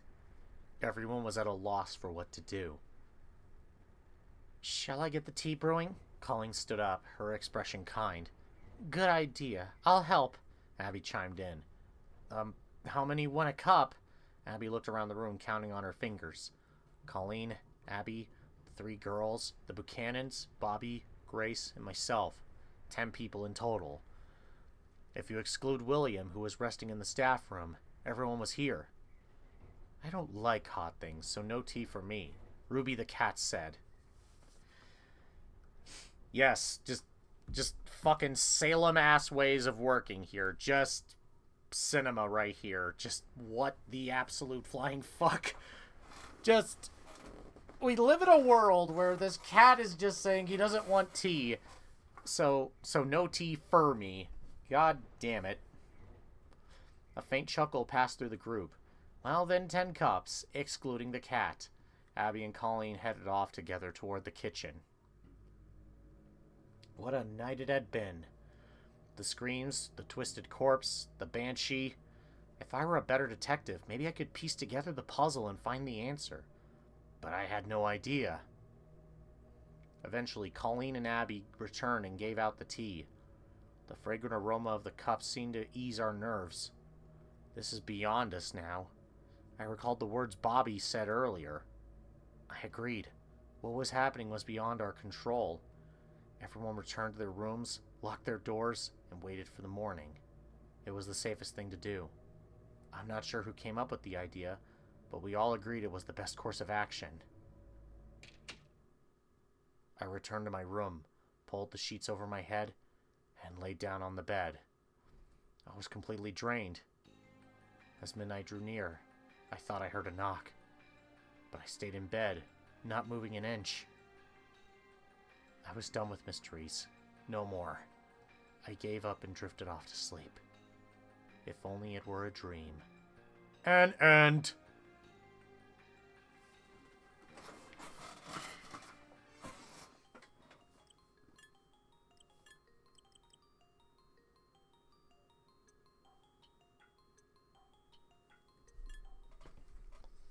I actually am trying to remember what I need to figure out what I'm supposed to do next.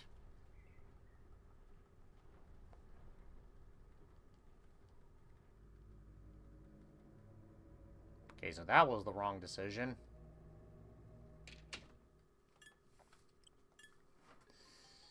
Oh, my lordy.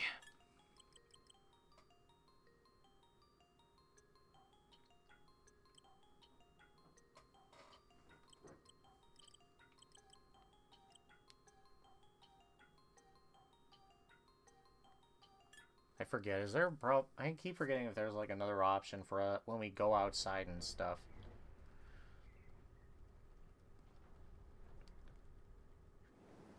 Because we don't know where the fuck Jonas went. Somebody screamed again. Now we gotta fight William again.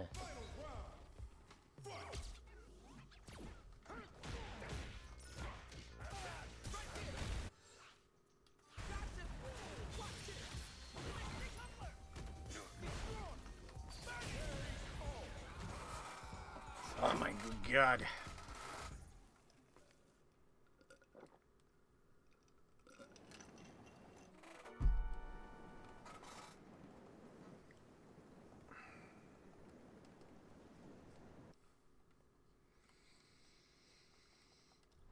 God, I'm just trying to figure out, like, what the rest of the endings we need to get are, because I clearly have no idea what I'm doing. Actually, wait a second, I just realized something. I actually realized something I need to try out and see if that works. So we are going to just now do something very silly here for a moment. And we're going to go back to try to fight William, but we are going to do something stupid. That stupid thing is that I am going to play the correct way by putting my controller down.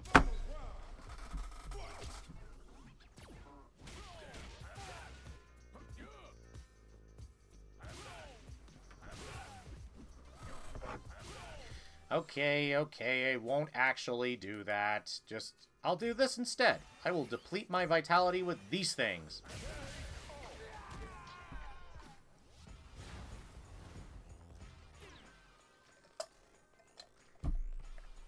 Ugh!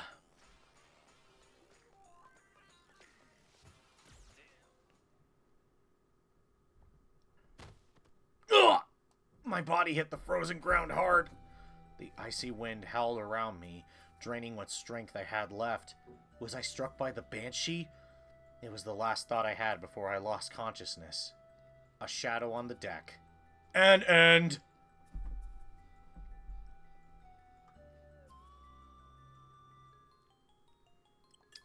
Actually, speaking of which, you know what I realized? Something else I'd never tried out involving the endings here. So let's test something out really stupid here.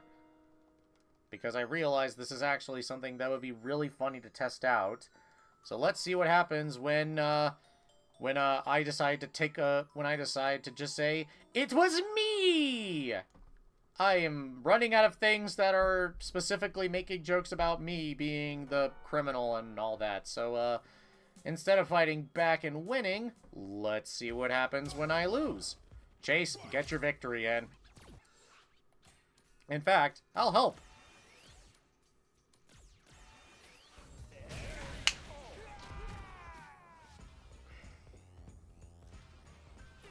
Chase was not very happy with me that day.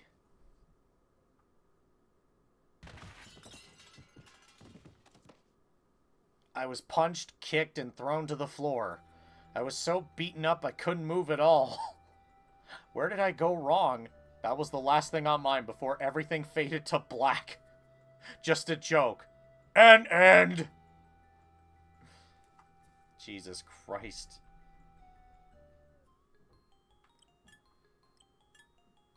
In fact, you know what? I'm curious about that Curry stuff now. What happens if we lose in the Curry match? Because I'm actually curious now about this bollocks. In fact, let's actually check each match and see what happens when I lose. Because, yeah, this shit is kind of silly. I'm not gonna just, you know, use up all of it.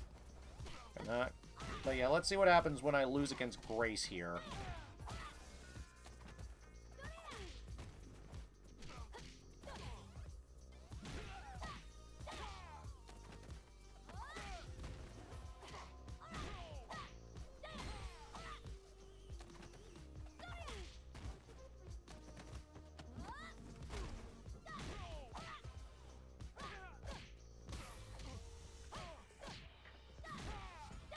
This is so dumb, just fighting against someone and thinking, please beat me up and win so I can die, I guess, for a little bit. It's silly, but what else can you do? Ouchie ouch. Ouchie ouch.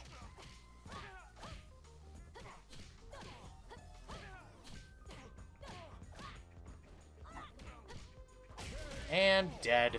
Again. Your winner!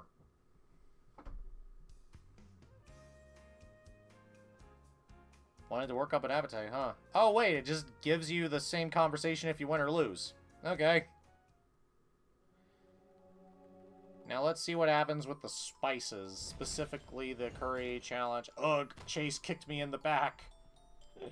Ow. And now I gotta test out the curry for everybody. So let's see what happens when I, you know, fight against and lose to the curry.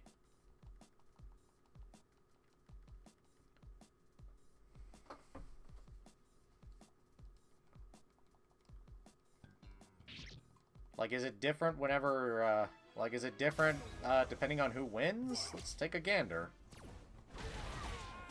I'm dead. I'm dead! I'm dead! Just, I love that's just where this is all going. Just good old usage of the scout quote of just, I'm dead! Oh my god.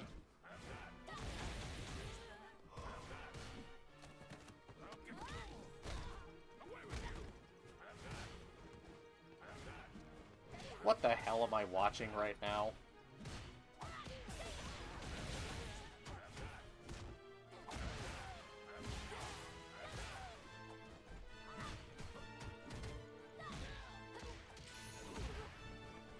I'm just watching a couple of mannequins fight each other right now. This is goofy as hell. What happens when we lose? The heat was so overwhelming that my vision blurred. I thought the fight would help, but it's still spicy. Spicy, tasty. Wait. This is just the same frickin' ending as the...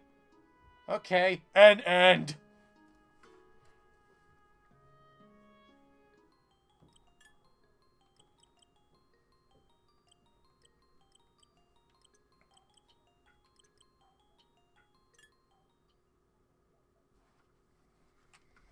Just good old lose matches to see what happens if you... Just see what happens if you lose matches. Because, yeah, that's just how it be. But yeah, Jonas, don't film things. You're a friggin' weirdo.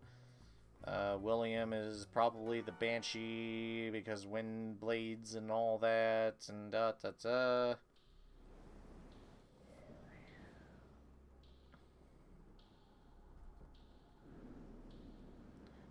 Going to the bathroom again.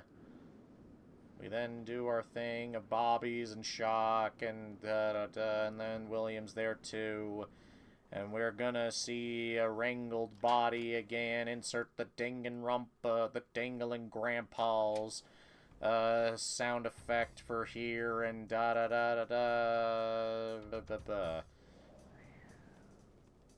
It is weird how much of this we've seen. And I'm just curious, what else am I missing here? Because it's making me curious right now. As to what route could I be missing at this point? Because Lord knows I do not know what to expect going on with this whole thing. We can't get any signal, so fuck, we're stranded out in the friggin' snow.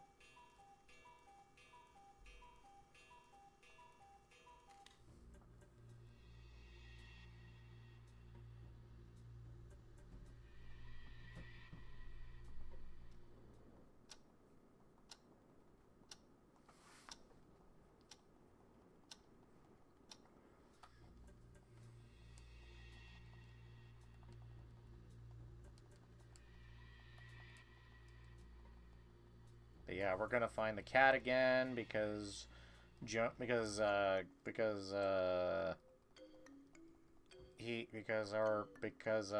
is a bit of a dude who got scared by a cat running out of a storage closet, so good on you, man. Yeah, you're the fucking leader. Act like it. Scared by a friggin' cat, you dumbass.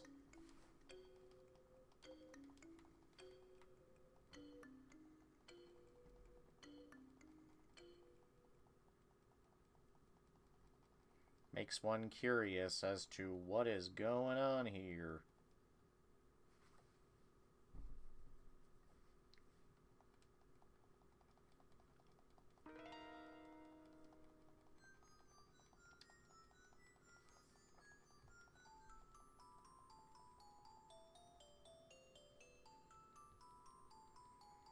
Like, putting it bluntly, it's still too early to say for sure what's going on here.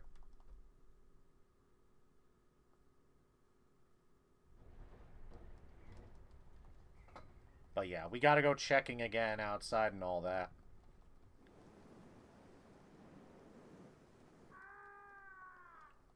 So William is attacking us again.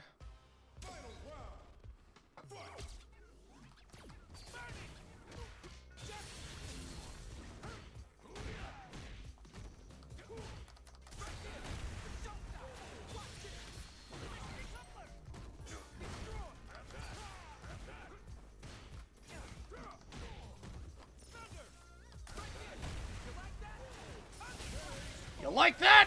Yeah.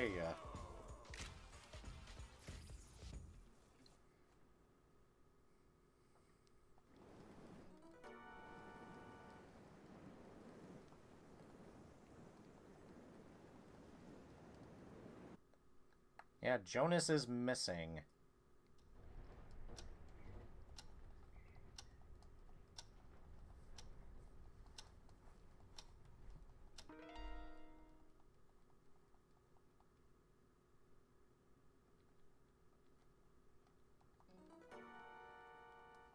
Yeah, I'm sticking with Jonas being the Banshee because his powers do make the most sense of the bunch. Another fucking scream! Ah!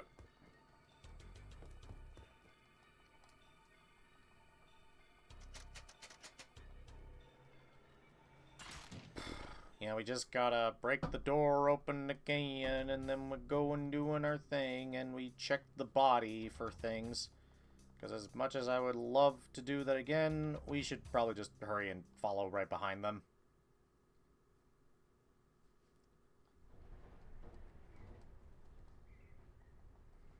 Yeah, let's just get the tea brewing. Cat doesn't want tea, of course.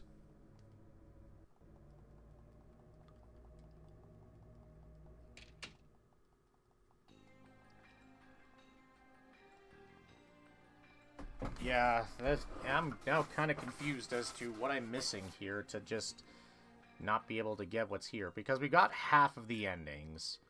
We know that for certain. Like, now I'm curious about this one, because I know the Banshee route probably has something else going on with it. Have you ever danced with the devil in the pale moonlight? Yeah, this is the friggin' repeating one. I wonder if what happens if I just die in this one and don't even just, like, do good at it. Like, I just friggin' die and just don't even try to fight back. Like, does it still do the same GG's restart thing or not? I don't know. Because I lost one match last time I did it. Oh god, is this gonna just be the same thing? Well, by that logic, I shouldn't even bother trying to friggin' do this then.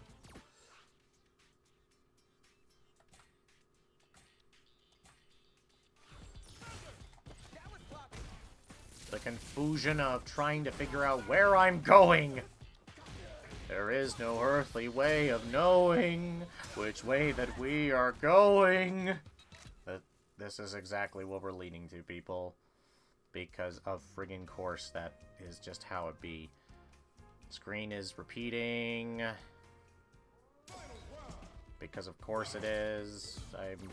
I'm sort of amazed I didn't notice that until, you know, I'm sad that I didn't notice how much it was repeating until just now, because I guess I was just really focused on the dialogue aspect and not the weird visuals of the screens keep repeating, and oh no, it keeps repeating so much that I can't tell what's going on anymore. Oh no!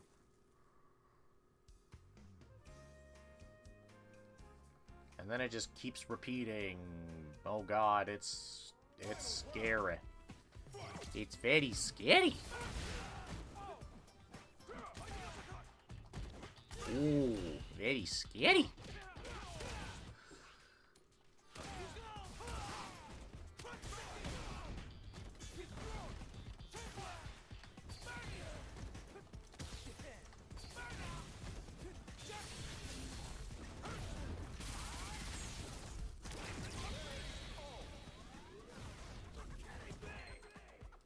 No, Luke, we are not kidding you.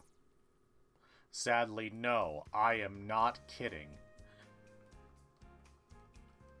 God, this repeating shit is gonna keep fucking with me a little bit. Good lordy almighty.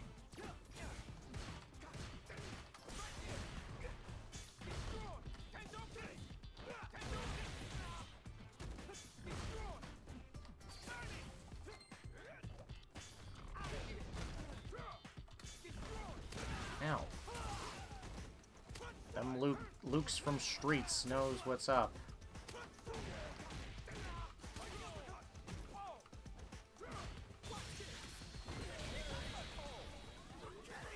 Well, at least it makes for an easy way to get some healing sodas. Okay, but yeah, we've seen this ending, so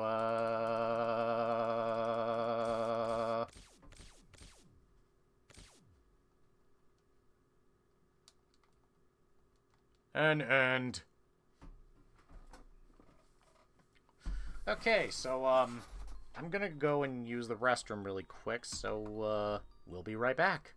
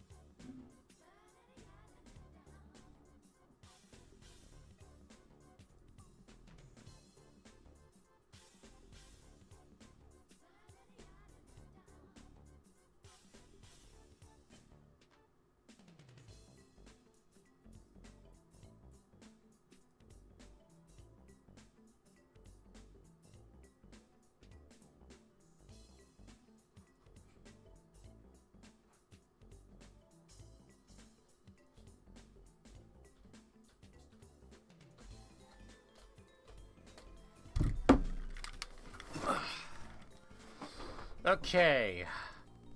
So, I actually decided to look up what I was missing because since Banshee's Last Cry is one of those visual novels that's never been translated here, at least not yet. I know it's Japan only currently. Maybe it'll get translated later. But essentially I looked up some stuff and realized I think there are some other ending because we are going to try to get the rest of the endings here. And I had to look up some weird friggin' things to make sense out of this. So, let's put this into perspective here. Because things are a little bit strange here.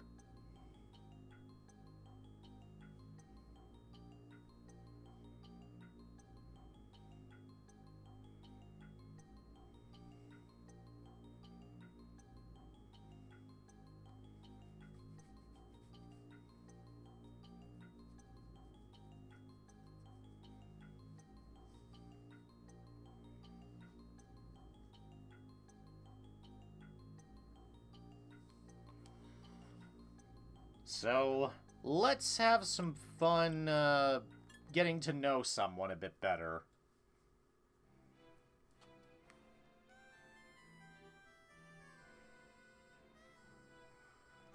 So we're gonna try something interesting here. Namely, we're gonna just, speak with Grace, and let's try to get really close with Grace, because we like Grace a lot.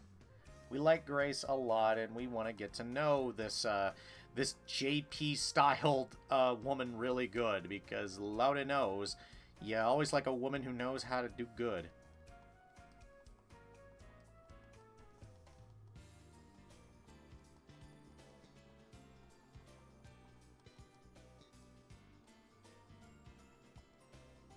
I prefer someone like you. So yeah, we got that cleared up, and we know that Grace is totally going to understand who we are, so that's always good.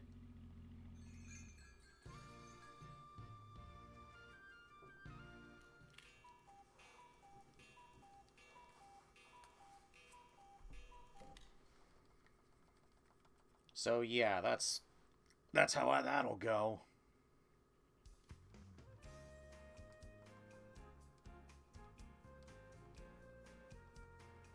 In fact, I'm just gonna say, that must mean our parts to play are as lovers, baby. Because, yeah, why not go for a girl with nice long hair and just a very good look to her? I can always get down with that.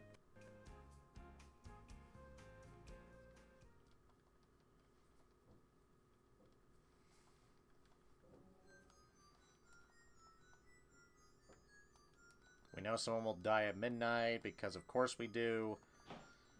Do.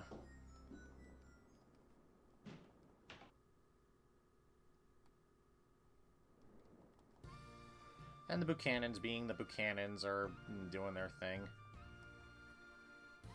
Sorry, I don't think so, because, nah, I'm not interested in going down to Metro City. Maybe whenever a certain someone comes out, just give it until next year. Jonas comes in with his camera, as always. Yada da da da da da da da da da.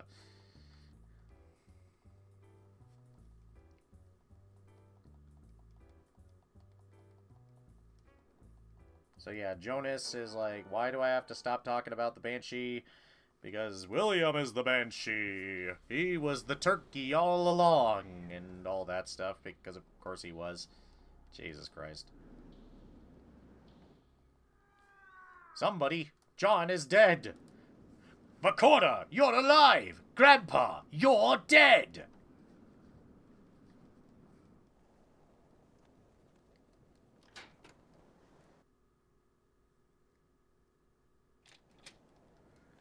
It is so weird how I've read almost all the lines of dialogue here, and yet we're still going through all of this right now. It is something.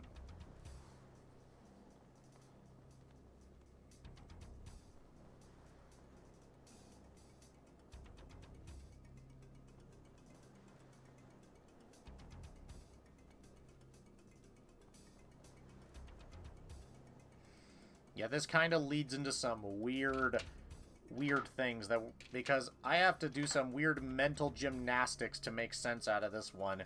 And because I had to look up a Steam discussion about this, because this ain't easy for me to figure out, and like, I would know to do specific combinations with certain things easily.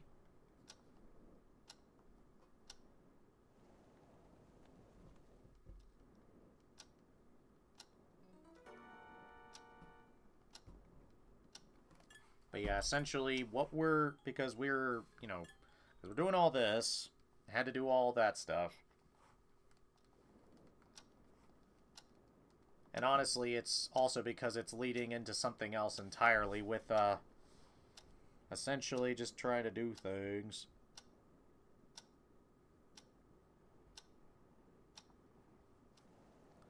Because we know for a fact that Grace has something suspicious going on that's going to be a little bit weird.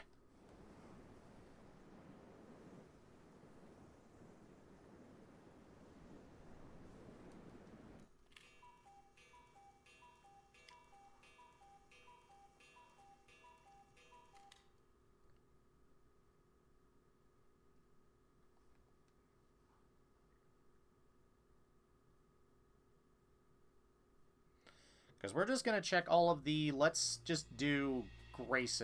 Let's just do a lot of Grace's stuff, because I'm really curious to see what happens if we choose all the Grace-specific stuff.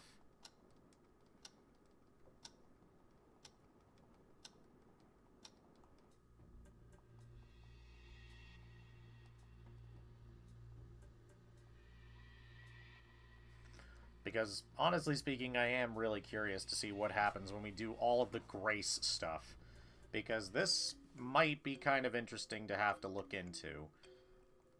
Also, it is making me wonder how much of this stuff is, like, 3D modeled or just them taking pictures for this kind of stuff. Because some visual novels love taking, like, actual pictures or doing modeling with the pictures. Like, they use the pictures as reference for modeling. Because I know some visual novels do that. I know there's, like, one that's based in Japan that was based on... that does that, which is really fascinating. But I don't fully know because, well, bluntly putting it, I wouldn't fully know.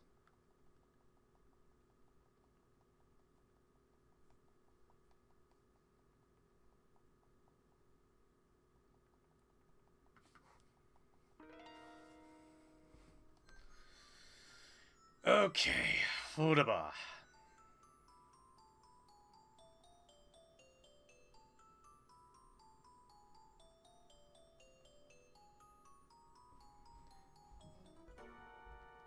Objection!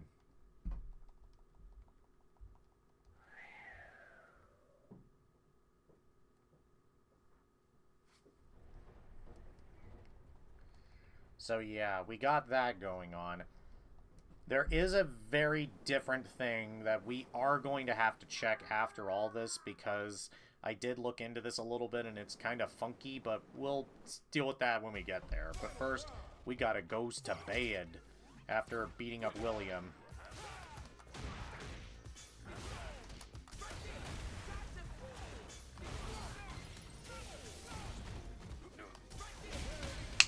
Booyah!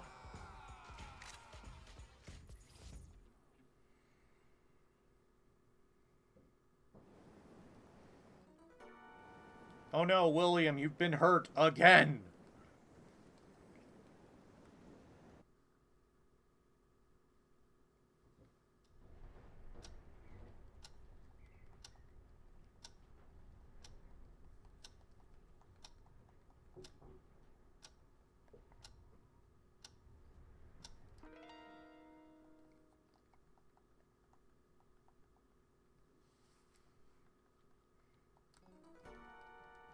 Kind of like to think it's William because, yeah.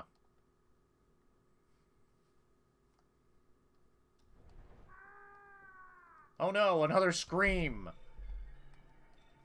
We gotta go see it. Again. We break the door again because of course we did. The body was burnt because Jesus.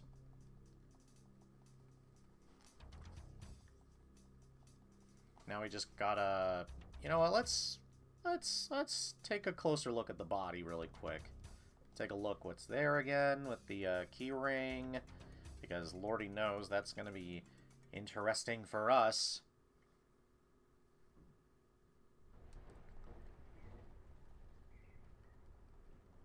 So they're going to go make tea. The cat doesn't want tea.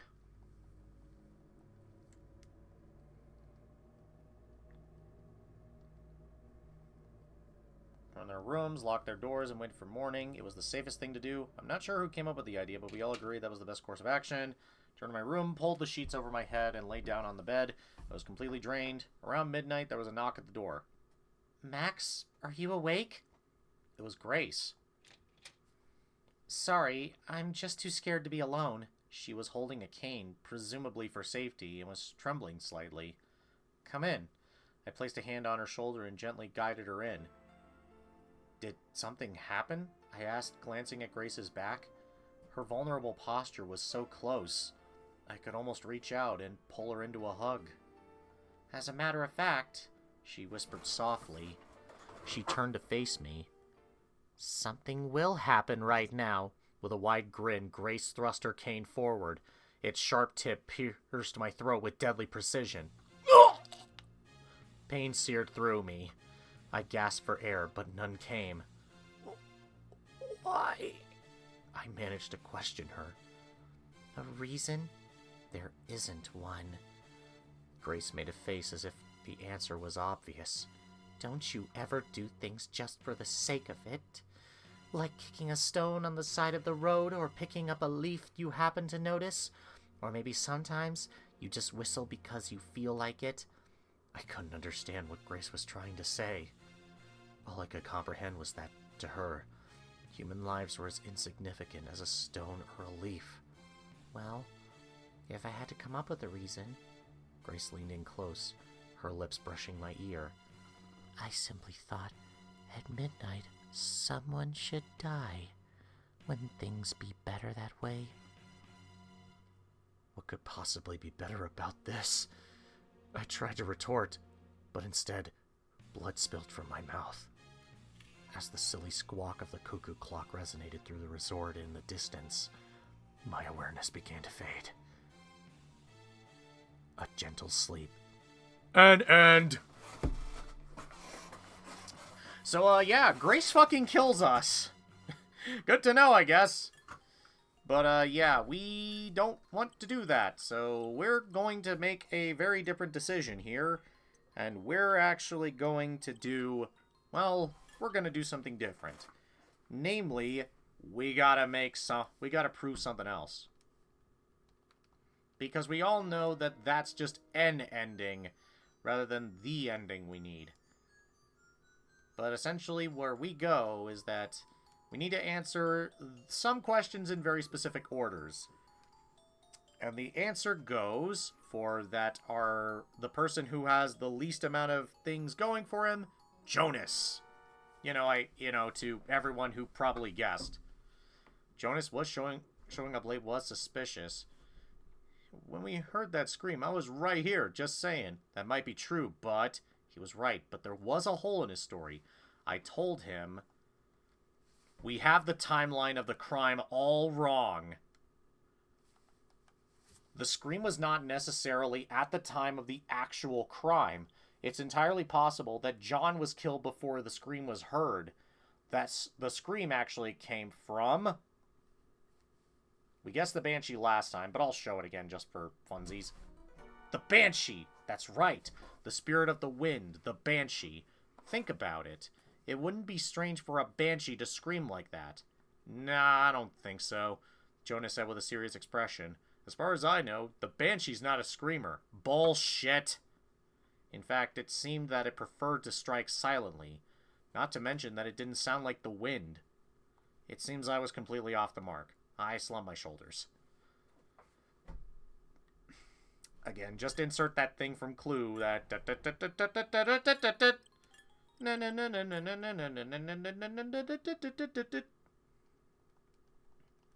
But yeah, we all know that, simply put, this is just kind of where all this really has to kind of start being a thing that we gotta really think over here. Because, yeah, Jonas is definitely the most suspicious of the bunch. And we know that, you know, as we said, we have the timeline of the crime all wrong. But now we have to know that it must have come from the TV! This one? Chase pointed to the TV in the lounge. Yeah, but this one don't make no sound. The resort had muted the TV in the lounge to encourage guests to engage in conversation. There's no TV in the billiard room either, William added. I was playing in the game room when I heard the scream. Bobby's expression grew thoughtful. We don't have any games that make noises like that. I see. It seems like I wasn't on the right track. Da-da-da-da-da-da. But wait, you say! Now it's time for what actually needs to be said, because, yeah, I think I've been burying the lead a bit on this one, because I completely forgot about this part. But honestly speaking, I should have honestly remembered this part, because, yeah, Jonas really was leading us on the right track with this one by complete fucking accident. Grace killed us for really weird reasons, so that was a thing. But Jonas definitely has this going. The timeline of the crime is definitely not it. And there's one last thing to it. The scream actually came from the cat. The scream was unreal, like it came from another dimension. We assumed it was John's final cry, especially since we found the body right after, but there's another possibility. I remembered the cat that darted out of the storage room. The cry it let out made us all jump. Could the scream have come from something else? Of course, anyone would know a cat when they heard one, but what if, with no warning, a cry suddenly echoed through the air? I directed my suspicions at the cat. That scream, could it have actually been you? The cat remained silent for a while, grooming itself, but eventually it looked up and spoke. I suppose that about sums it up. Hold up a second! It talks?! No way! Too cute! The cat's unexpected speech caused a stir. But as we listened further, we realized that the cat was, in fact, just another guest like the rest of us. When I was out for a walk, I noticed the back door was open, so I decided to go in. That's when I saw the body. It yelped out in shock and then ran outside, climbing up to the roof. It then returned to the second floor through a vent. Ain't that something? You were the first to find him? Chase interjected. The first to find a crime scene is often suspected of being involved, but surely a cat couldn't kill someone. If you think about it logically, it seems John must have been killed before the scream was heard. The crime went down before the scream. Cool, but that doesn't mean I did it, Jonas said with a sarcastic smile. That's true. If the time of the crime is unclear, then everyone becomes a suspect. And now everyone is suspicious of each other. But now we're back in things that we've already seen before, and we gotta beat up William again.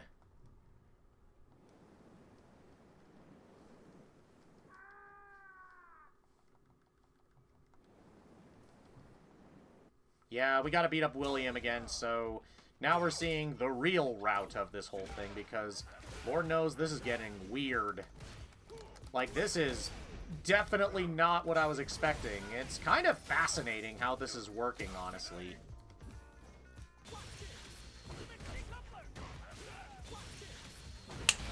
Booyah!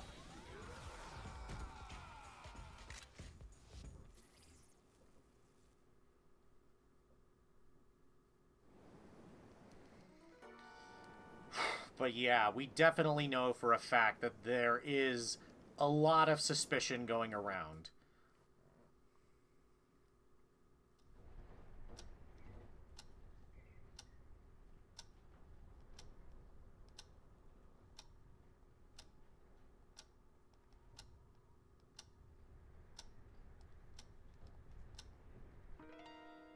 We found the Banshee, and, well, the Banshee is William.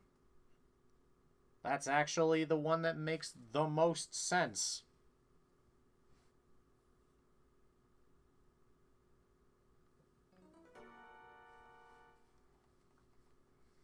So yeah, we all know that the sonic booms and the Guile stuff makes the most sense to be part of Banshee stuff. All of a sudden, the scream was heard again! So yeah, we gotta go and see what's going on here. And, well, I think you all understand where this is going, because, yeah, charred body, and they left some very specific evidence behind that we need to check again and reinforce. It had clearly been exposed to intense heat, the entire body charred beyond recognition, but the body was no longer contorted. How? Something was lying beneath the body's arm.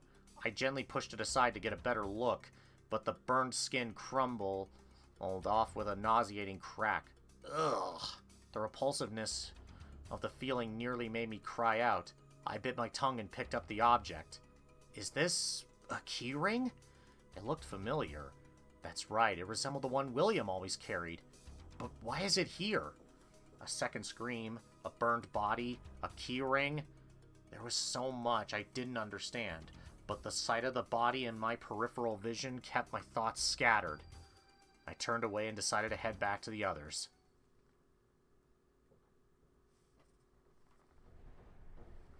The lounge was silent.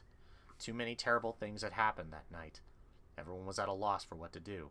Shall I get the tea brewing? Colleen stood up, her expression kind. Good idea, I'll help. Abby chimed in. How many want a cup? Abby looked around the room, counting on her fingers. Colleen, Abby, the 3 girls, the Buchanans, Bobby, Grace, and myself. 10 people in total.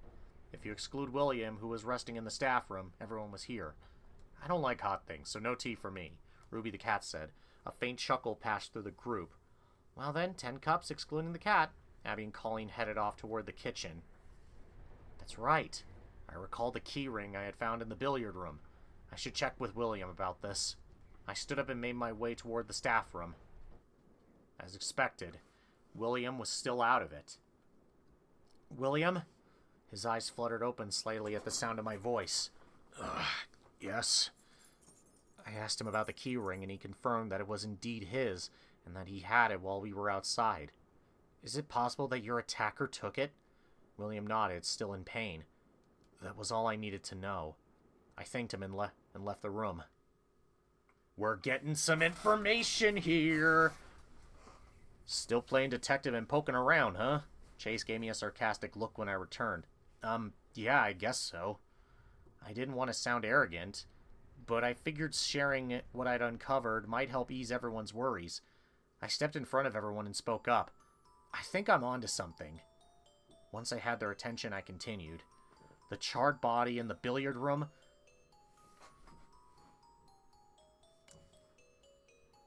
The culprit burned it to destroy evidence. The crime scene was ravaged by flames. Fingerprints, body tissue, fragments of fabric, all gone. The culprit did it to hide their trail. That seems plausible, doesn't it? Then someone raised their voice. What about the scream? It was Bobby. We heard a scream and rushed toward the billiard room. Whose scream was it? Did the body cry out as it was burned? The cat interjected. Don't look at me. Bobby made a good point. This fucking face. It was something I couldn't explain. The conversation fizzled out, leaving an agonizing silence. Ouch. Eventually Colleen and Abby return and give out the tea. Fragrant aroma. Seen to ease our nerves. This is beyond us now. Call the words Bobby said earlier. Da-da-da-da-da. This is not the, yeah, that's just not... Yeah. But we made the wrong decision, just assuming that the body was burned to get rid of evidence. So we know that's not the case. But the actual thing is, it was burnt to a crisp. I started explaining about the burnt corpse. Cracked skin, smoldering fat, and that putrid smell. I described the details I observed up close. Stop! Stop! The 3 girls yelped out in unison. They huddled together, their faces pale as chalk. Why would you tell us about that? Are you trying to scare us? I'll never be able to eat again. They protested, their eyes filled with tears. Sorry. I realized that I had made a mistake. Even if I was going to share what I'd figure out, this wasn't the way to do it. Good job, Max, you fucking idiot. Thanks, Max, you're a big help. But, wrong menu pressing. I pressed the wrong menu button. Whoops. Alright, let's... But as we all know, that is not the way to go about answering these questions, because we all know that the way to make sense out of this is, it was a different body than before. No. Fuck off.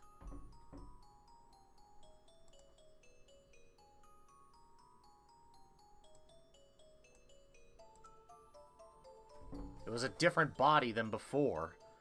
At the very least, I don't think that was John's body. Two reasons ran through my mind. The body wasn't twisted in the same way, and the key ring was found underneath it.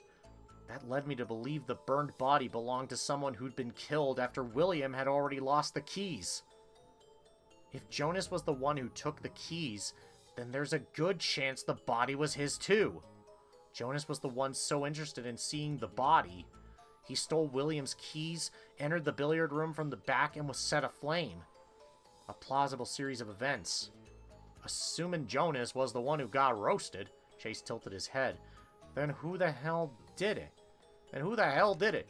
Don't tell me you're fixing to blame it on the Banshee or something. That was a fair point indeed, I responded. The one who burned the victim was... ectoplasm. Most of the mysteries in the world can be explained by ectoplasm. Chase shot me a frustrated look. So what about John getting twisted up or the body disappearing? It was all ectoplasm! Chase was speechless. Ectoplasm is the reason for everything.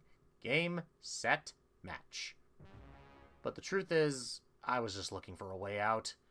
I didn't solve a thing. Ba-da-ba-ba-da-ba.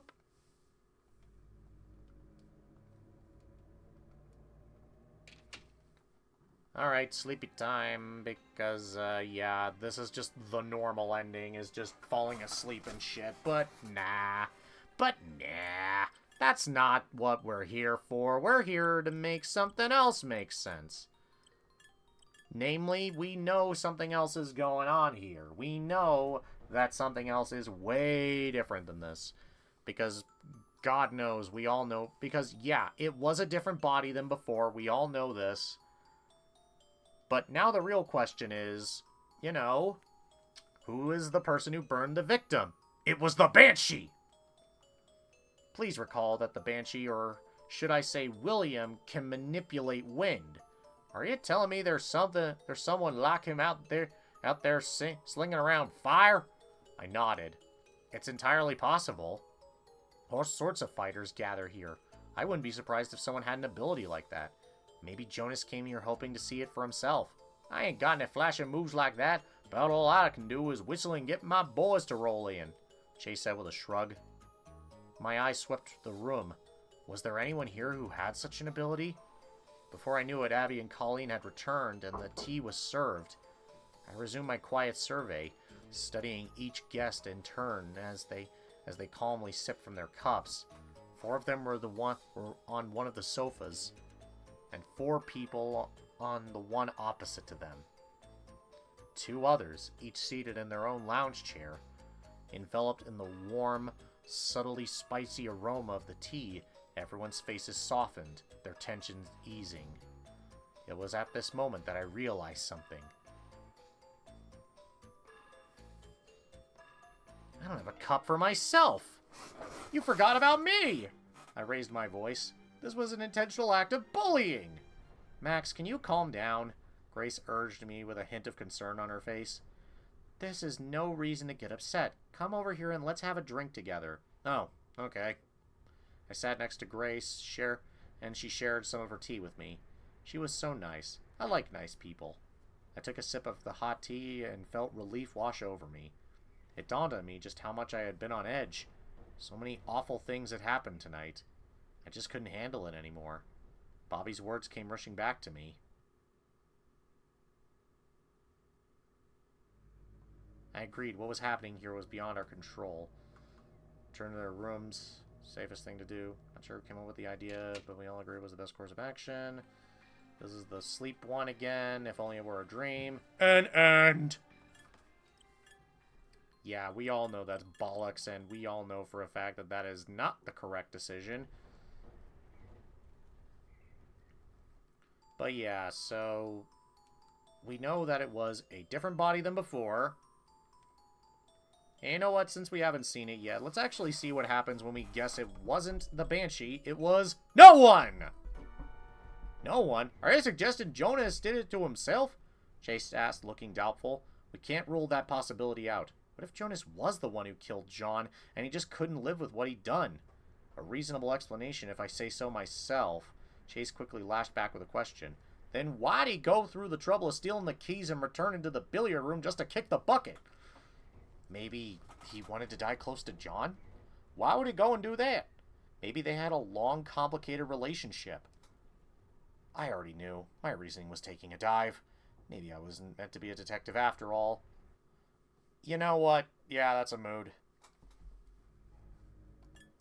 But, yeah, we all know that I picked the actual option we were supposed to pick beforehand. So with that said, we should probably do this correctly and stop screwing around so much. So what we're going to do is, once again, it was a different body than before. The person who did this was indeed the Banshee.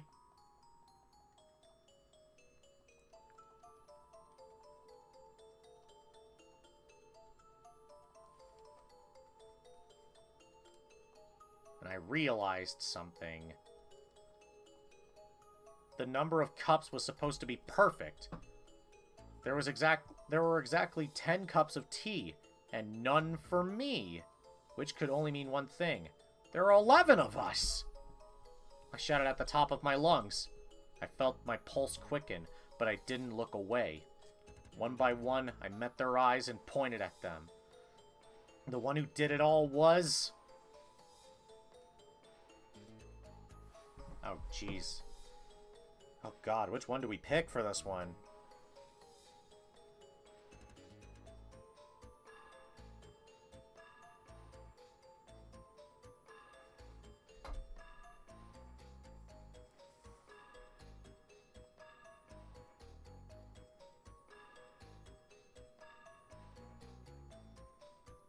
It was John! Objection! Huh? They stared, gasping in shock as I pointed across the room. No way! This can't be real! Who is that? Their voices multiplied into an uproar. There he was, the 11th person. As if nothing had occurred, he sat there in silence. Beyond all belief, it was John! Where did you come from? Chase said. Where did you come from? Chase said in disbelief. After taking a slow, deliberate sip of his spiced milk tea, John responded. It's simple. He then placed his cup on the table and then shouted sharply, Yoga teleport! He vanished right before our eyes. And suddenly materialized across the room by the wall.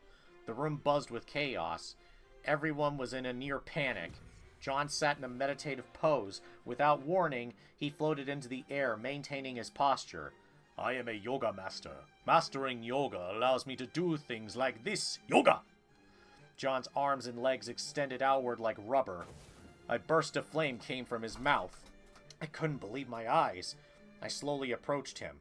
Your body was twisted that way because... Without hesitation, John contorted his body unnaturally. Just some simple stretching and meditation. He answered calmly, his neck rotating 360 degrees. I pulled the piece of paper from my pocket. Was this your doing too? Tonight at midnight equals D. He gazed at the note, nodded slowly, as if understanding its deeper meaning. My true name is Dhalsim, he explained, though the ink had smudged the message. The message was simple. Tonight at midnight equals Dhalsim. It had been a note addressed to Jonas. I had made a vow to face this man in battle, but I arrived early, so I left a note telling him to meet me at midnight. Given his ability to stretch his limbs, placing the note on the window was no trouble at all. What he didn't know was that Jonas had requested a change of rooms. So the girls ended up discovering the note instead. Jonas had likely come with the intention of filming his fight with John, but when he heard John was dead, a wave of panic completely consumed him. If anyone uncovered their connection, things could get messy if the police started asking questions. So he stole the key from William, hoping to check the body, and he entered the billiard room through the back door. So that's when Jonas ran into you, alive and well.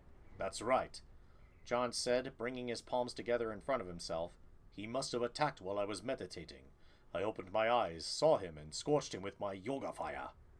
Jonas had approached thinking it was a dead body, but instead found himself in a fight. It's likely that he was caught off guard. But that's irrelevant. Jonas had come to the resort ready for a fight. He had no right to complain. Still, the mysterious message stuck to the second floor window, the twisted, lifeless body, the different bodies in locked billiard room. All of these mysteries were because of a yoga master?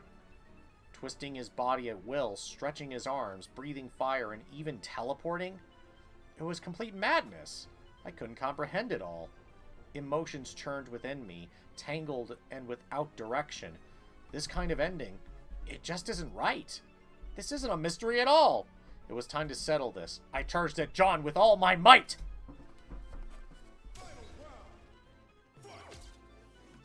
Wait, John Jones? They made his name a fucking reference to...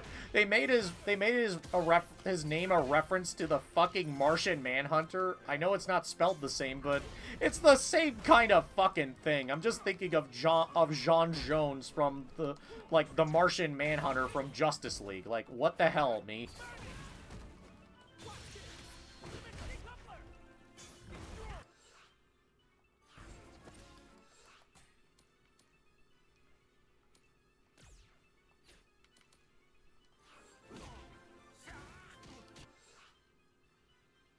I do want his hat.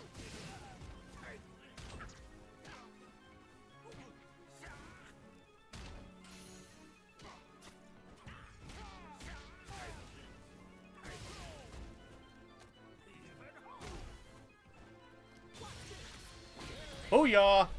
I'm taking your hat. I'm taking your hat, John.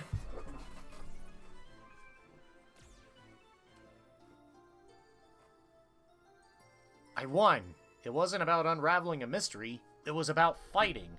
And I wasn't a detective at all. I was a fighter. Therefore, maybe this was for the best. Because this is... the Banshee and Street Fighter's last cry. Finish. So, I think this is meant to be the actual ending here.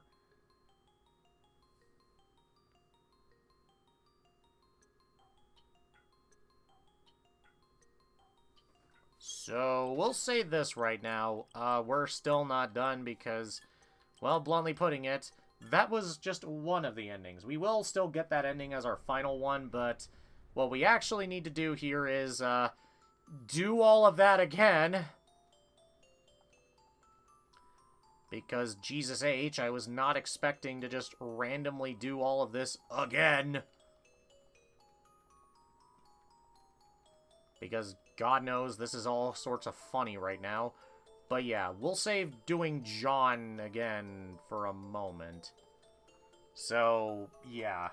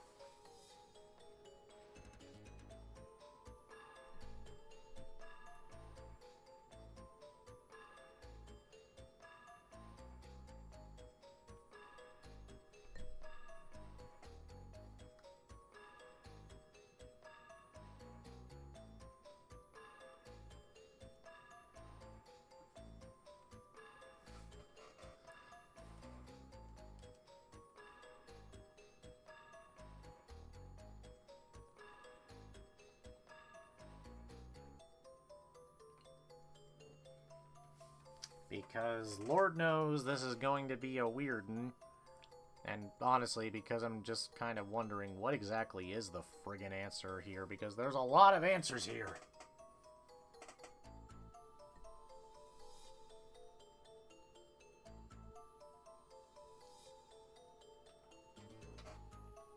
Alright, I guess we'll just, you know what? Let's call out Grace again. Grace! Complete silence. No gasp, no outcry, just a quiet stillness as if everyone had expected this. Calling out a name like that at such a pivotal moment, what was I thinking? I was clearly out of my element. I just couldn't handle it anymore. Bobby's words came rushing back to me. Again.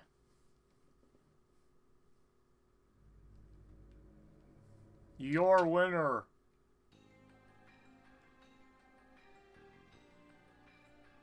Yeah, because these are weird endings all around.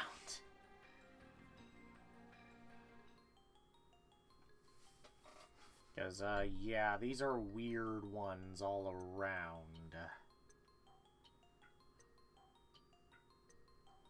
I'm just trying to remember which ending I got for the, other Grace one. Because we are getting to that point where I'm starting to think, yeah, we're getting to that point where I'm thinking about this. I think we should just probably just try it all again.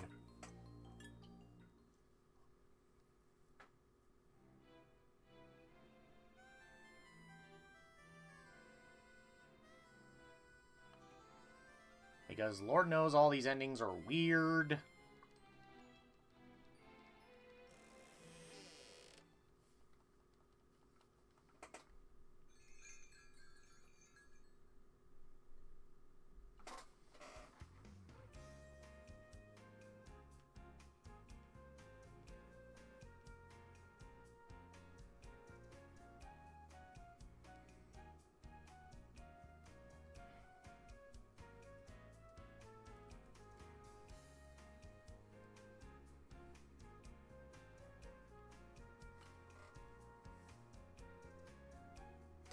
So yeah, we're gonna actually be just flirting with Grace again and then accusing her again because god fucking damn it, this is all really silly.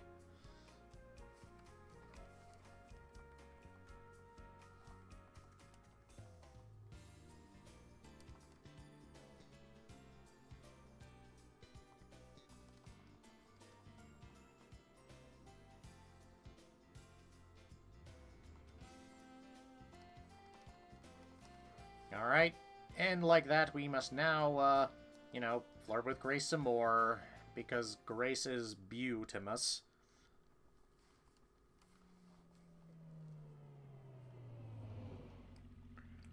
Because according to what I'm reading here with this guide, you have to get the other ending with Grace first, and then you get something else with her. It's really friggin' weird. But before we do that, let's actually do... Since, you know what, screw it. Let's have some fun doing something silly here. Because we'll actually do this some more, but first, let's do some dinner. Let's have some dinner. We're going to do the other curry ending, because I actually read up about this, and I'm like, well, this is what we're doing.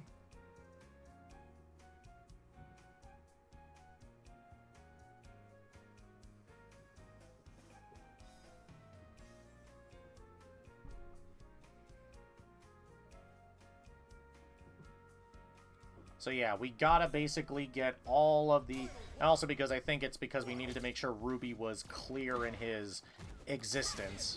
A.k.a. totally not Blanca.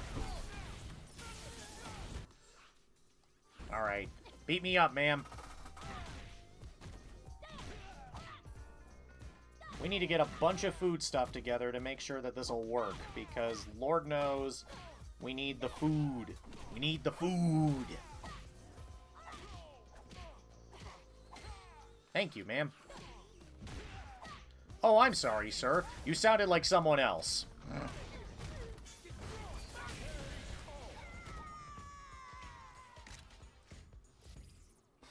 Okay, so we got the curry bread.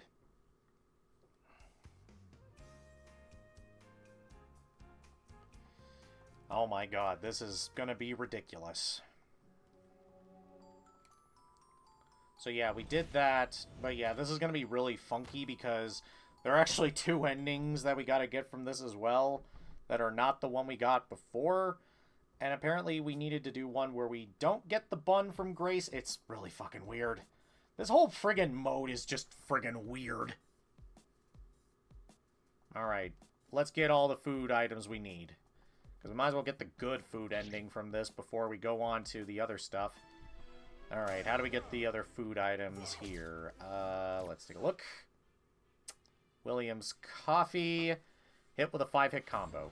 Okay. Damn it.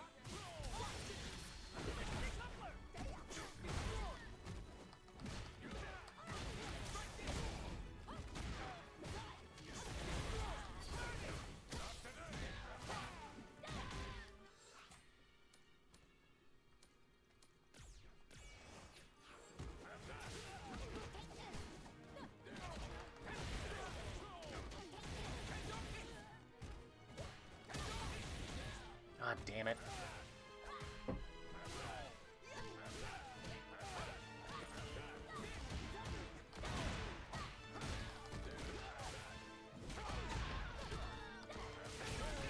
Well, I fucked up.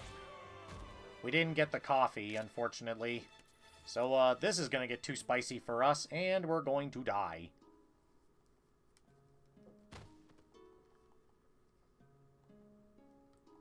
Your winner! An end. An end! Alright, attempt number, I forget at this point. Alright, dinner, dinner. Let's actually not even get the,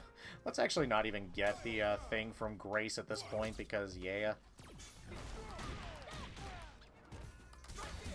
Ah, shit. I just need to remember to hit William with the... I just need to remember to hit William with the level 2, essentially. Oh, God. No.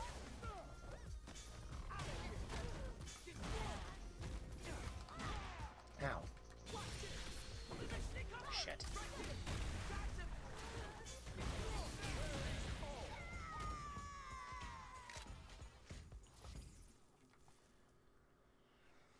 Alright, so we don't have the bun from Grace, but we need to just kind of get everything else. So, let's get some other items then, shall we? Ow.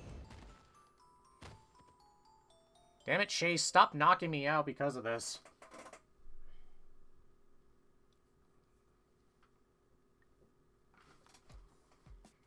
Because Loda knows this is where we're going. But yeah, I gotta hit William with the level 2, and hopefully that works. We will figure this out eventually. Your winner.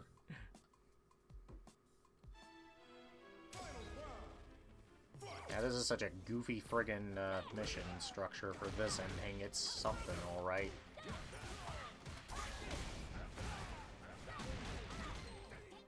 Ow. Oh, hey, I actually got it. I didn't need to use my level 2. I just needed to hit him.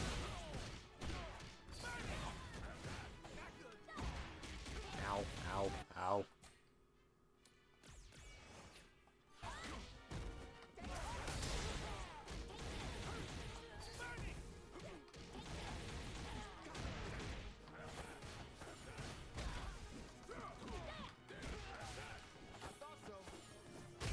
Yeah, baby!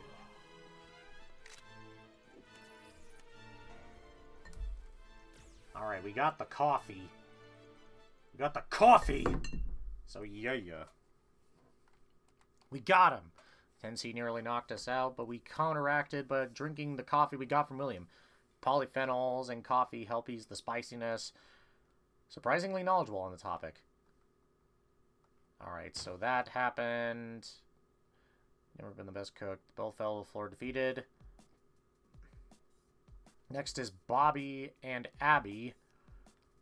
We did the chicken chili. It's spicy, but yeah. So what do we need to do to get the item from these two? Let's take a look. We need to Hit Bobby with 8 punches.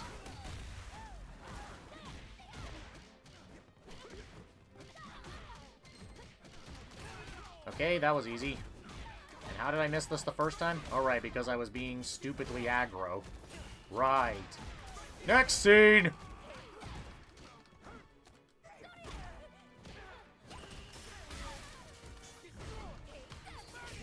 Burning! Alright, we got him. Got him! Oh my, wait. My phone just decided to randomly do that. My apologies for just hearing my stuff twice because my phone is a dip. We got him! We were able to dull the fire in our mouths with the ice cream we received from Bobby. Milk fat softens the spiciness, and the coldness alleviates the burning sensation, Grace said, again surprising me with her knowledge. It was supposed to be chicken curry, but I messed up and let it thicken too much. I tried to salvage what we had and continued simmering it, but I guess it only left us with a spice level of 4. Plop. Bobby and Abby explained as they dropped to the floor. Alright, next up is... It's time for our Chihuahua curry.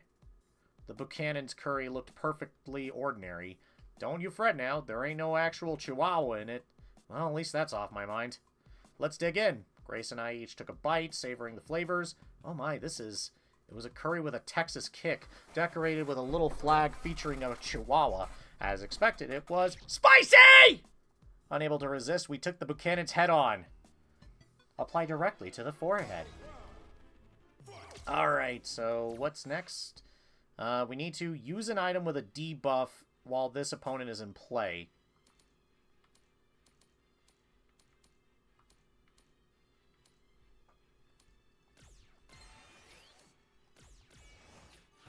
Okay.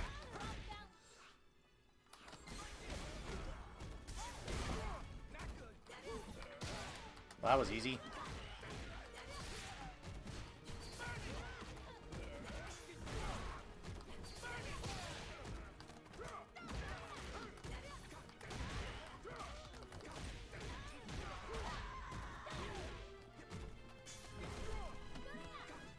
And we win. Your winner!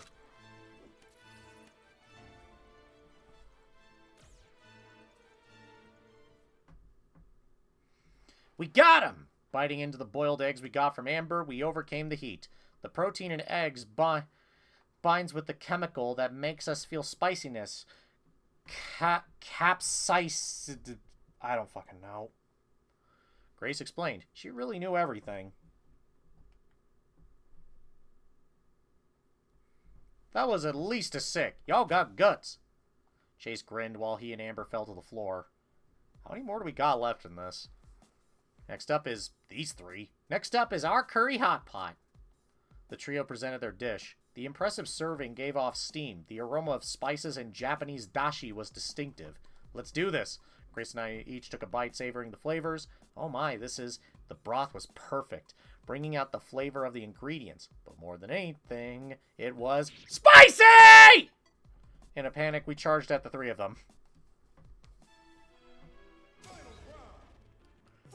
Oh god, there's 3 of them.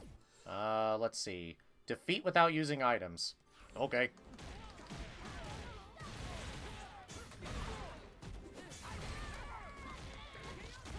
Ow.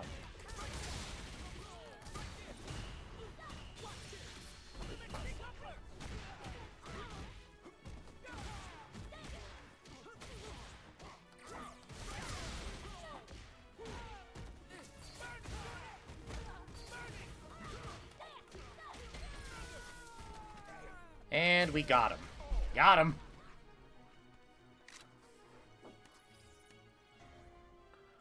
Debbie's Tiramisu, a dessert made from cream cheese. Not overly sweet, this treat is for a more refined palate with flavors of cocoa and espresso.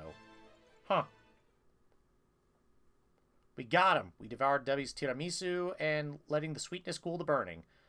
The casein and the cream cheese, combined with the fat and sweetness, helps neutralize the spiciness. Grace really did know her stuff.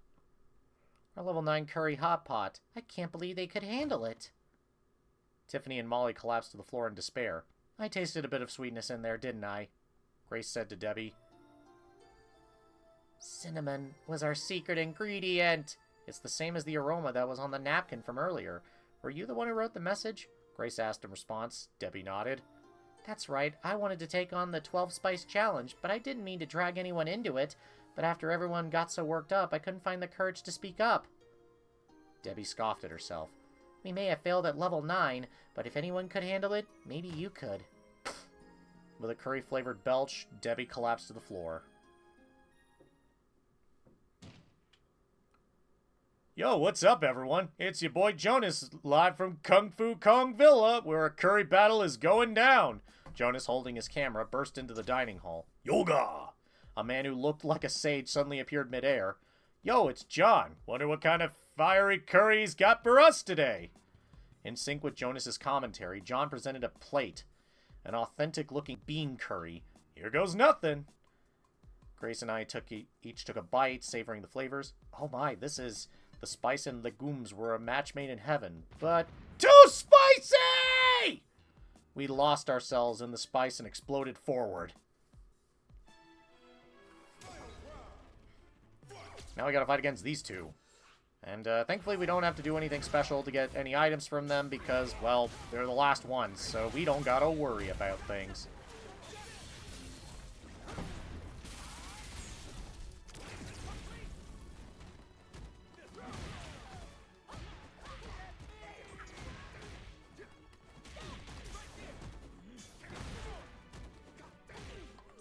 Hey, hey, City of Crazy! But anyways, God, that's an old reference I didn't think I'd be making today, but here I am. We defeated John and Jonas, but the spiciness was deadly. A spice level of 12, dangerous enough to kill a man. As we were struggling, a sound echoed. Meow! A cow was approaching the plate of curry. Oh no! Grace tried to stop the cat, but it was too late. Spice level 12! The cat yelped out, transforming into a human before our very eyes. Ah! Is that the reason why Ruby has Blanca powers? What? Why?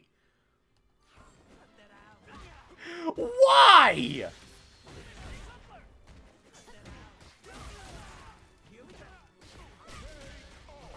I fucked that up because I got the wrong ending because we didn't get the banana.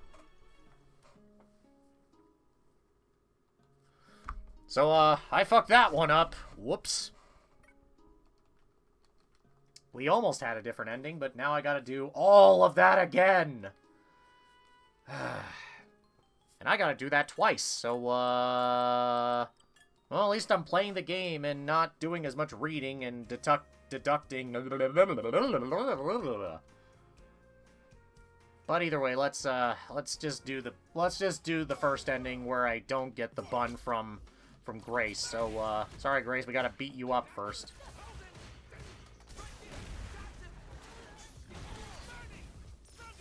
Ow.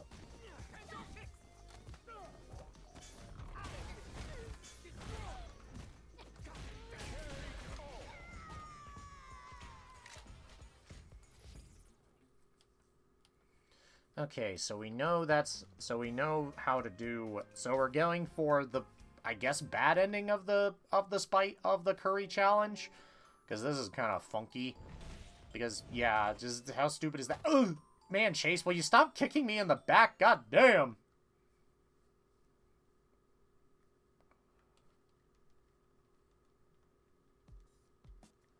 All right. Testing, testing. Let us see how we do this again, because we were so goddamn close to getting it last time with frickin' Ruby, but unfortunately, my game said no.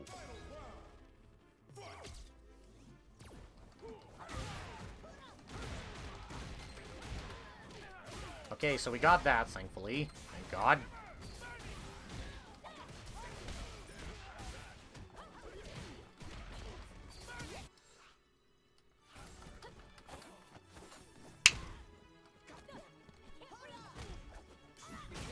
Okay, so we got the coffee easily. That's good. Now I just gotta punch Bobby a bunch and booyakasha, Bob's your uncle.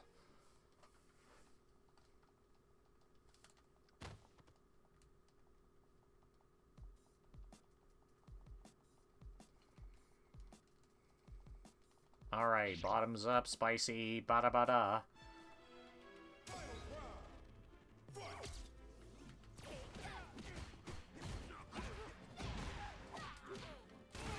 Oh.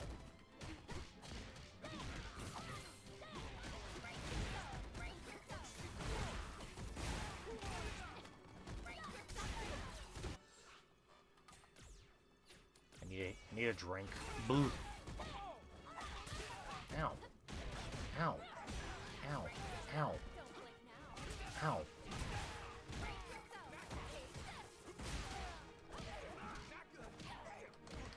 Oh, fucking hell.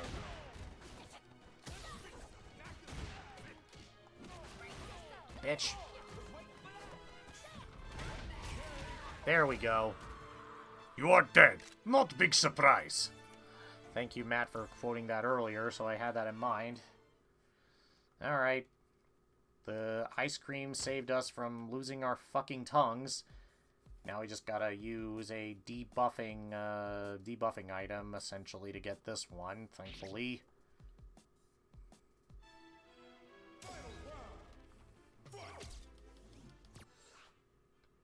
Okay, use an item with a debuff.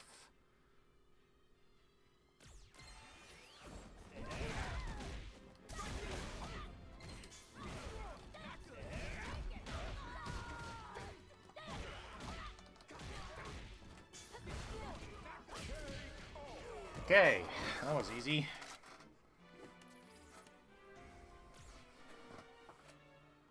Now got that stuff, the eggs, that worked. These three are next, so we gotta beat them up to get our thing, aka we just can't use items. I think that was what it was. Yeah, we just can't use items is all we need to do for this one.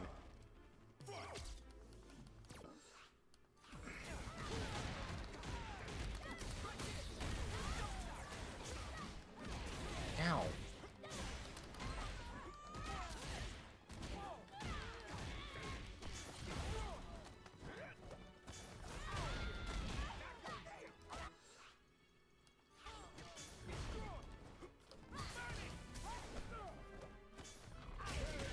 Screw this.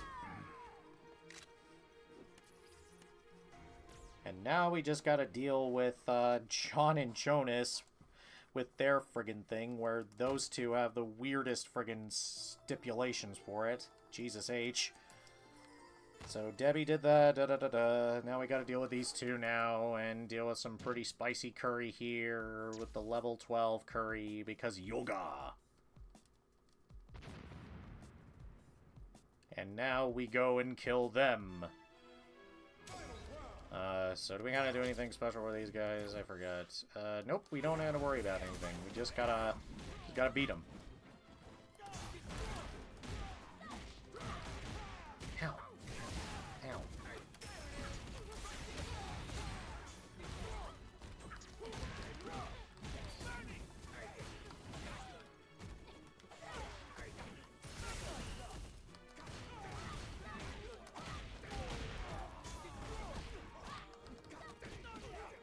Ow. Ow. What the fuck? Okay, we got that all cleared up. Now we just gotta remember to beat Ruby with a godforsaken, like, super art, I think. We'll read it again just to make sure. So, the cat becomes transforming into a human before our very eyes. What? Defeat with a super art. Okay.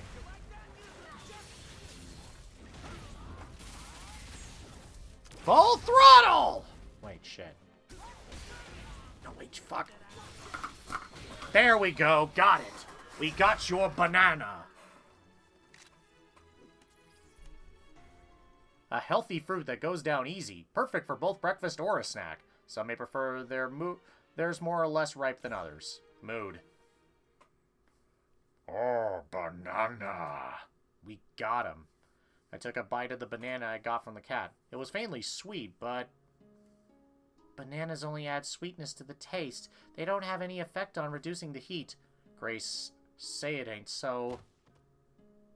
Amidst the spiciness, my consciousness faded. Sweet, sweet nanas. We literally just lived in a world where I died because a banana wasn't good enough to keep me alive from curry spiciness. This is so dumb.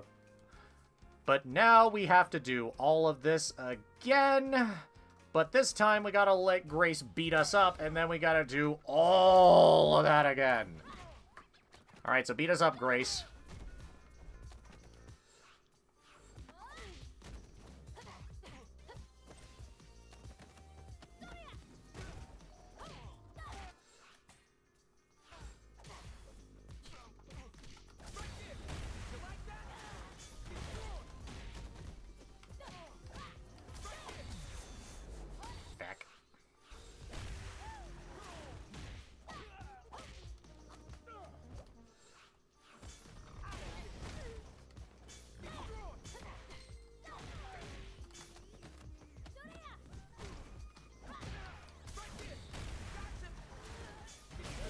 You like that?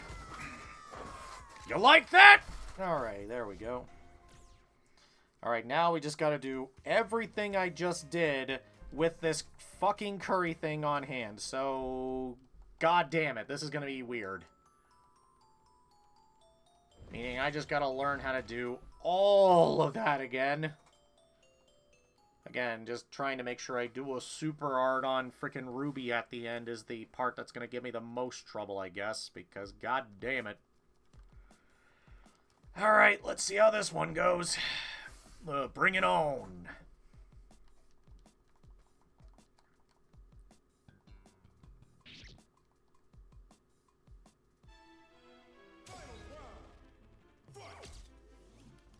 Okay, we gotta hit them with a 5-hit combo.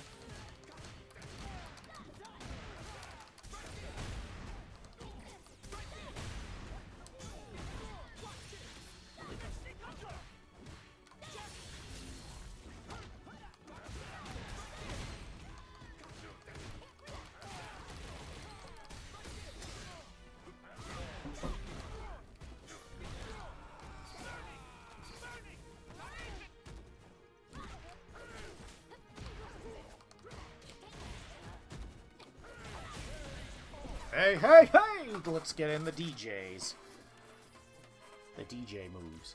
Alright, coffee helps with the soul a bit. It helps out in places. Helps out a lot and all that place. Now I just gotta punch Bobby a bunch and hope that works. So, goody on us, I guess. All hail the Imperial Pudding!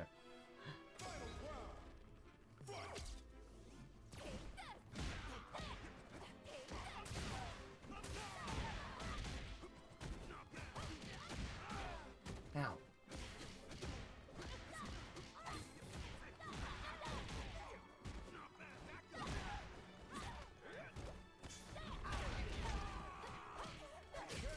Okay, we got our thing. We punched him a lot, so it got us our thing.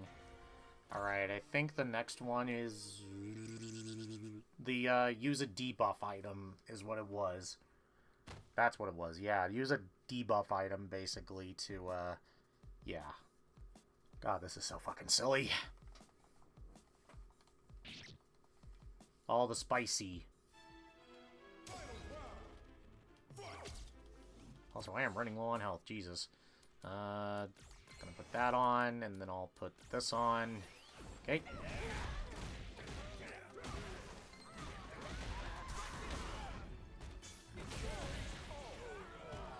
Oh, that was easy. Yeah, I'll probably just heal up after I finish off the girls, because, again, can't use items. Just to get the thing that'll help us get through the spicy. The spicy! It's so spicy! Yeah, all that stuff. Jesus Christ me. Jesus fucking Christ. I don't know. I'm just here.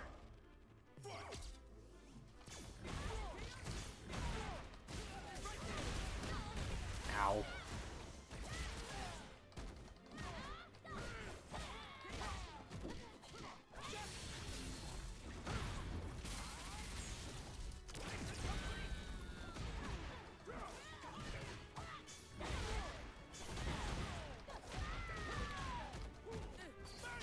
Okay, thank God. Now I gotta take a drink on the next fight, so that way I can actually get this correct here.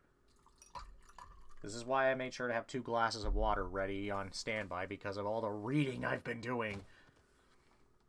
Honestly, I'm surprised this has been going on as long as it is, but hey, what do I know? Donk. Bunk. Alright, Jonas and John doing their thing. Thankfully, I don't gotta worry too much about these guys. It's Ruby I'm the most scared of missing out on because... Ugh. Alright, let's just take a drink, and booyah. Bringing out this again.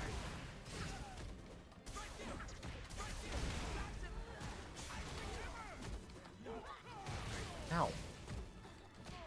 Ow.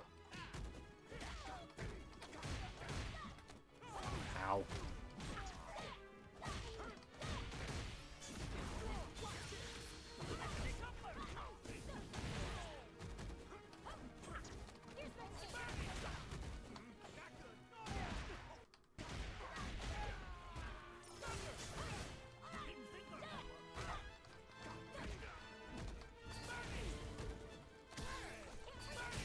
Burning!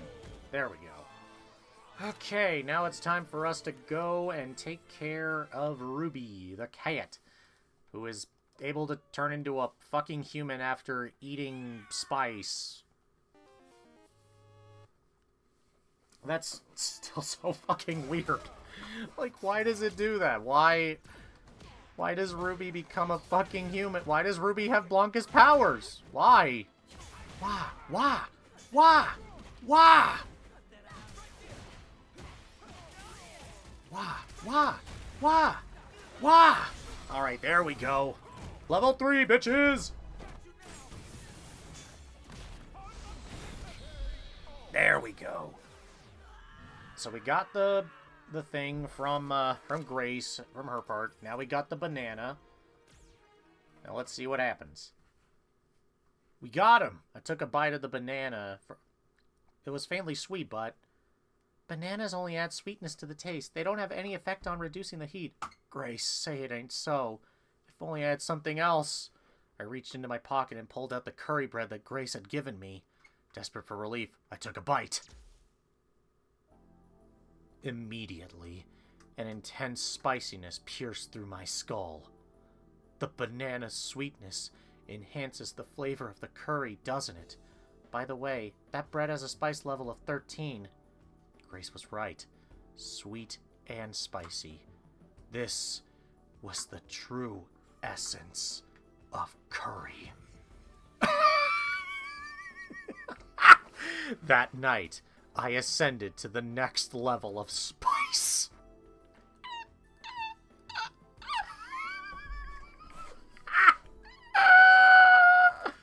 What?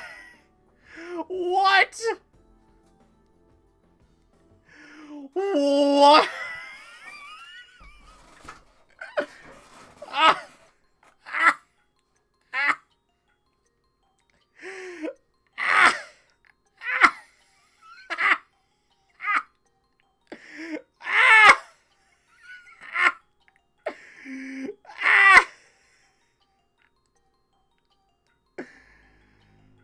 Oh my God.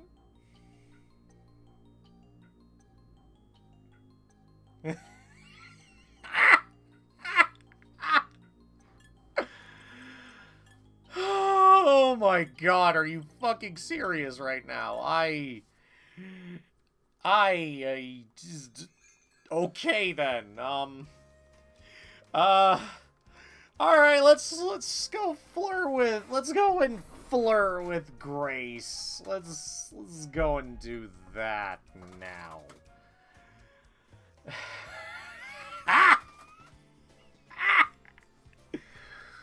What the fuck? What the fuck did I just witness? What the fuck did I... Oh my God. Oh my God, that was ridiculous.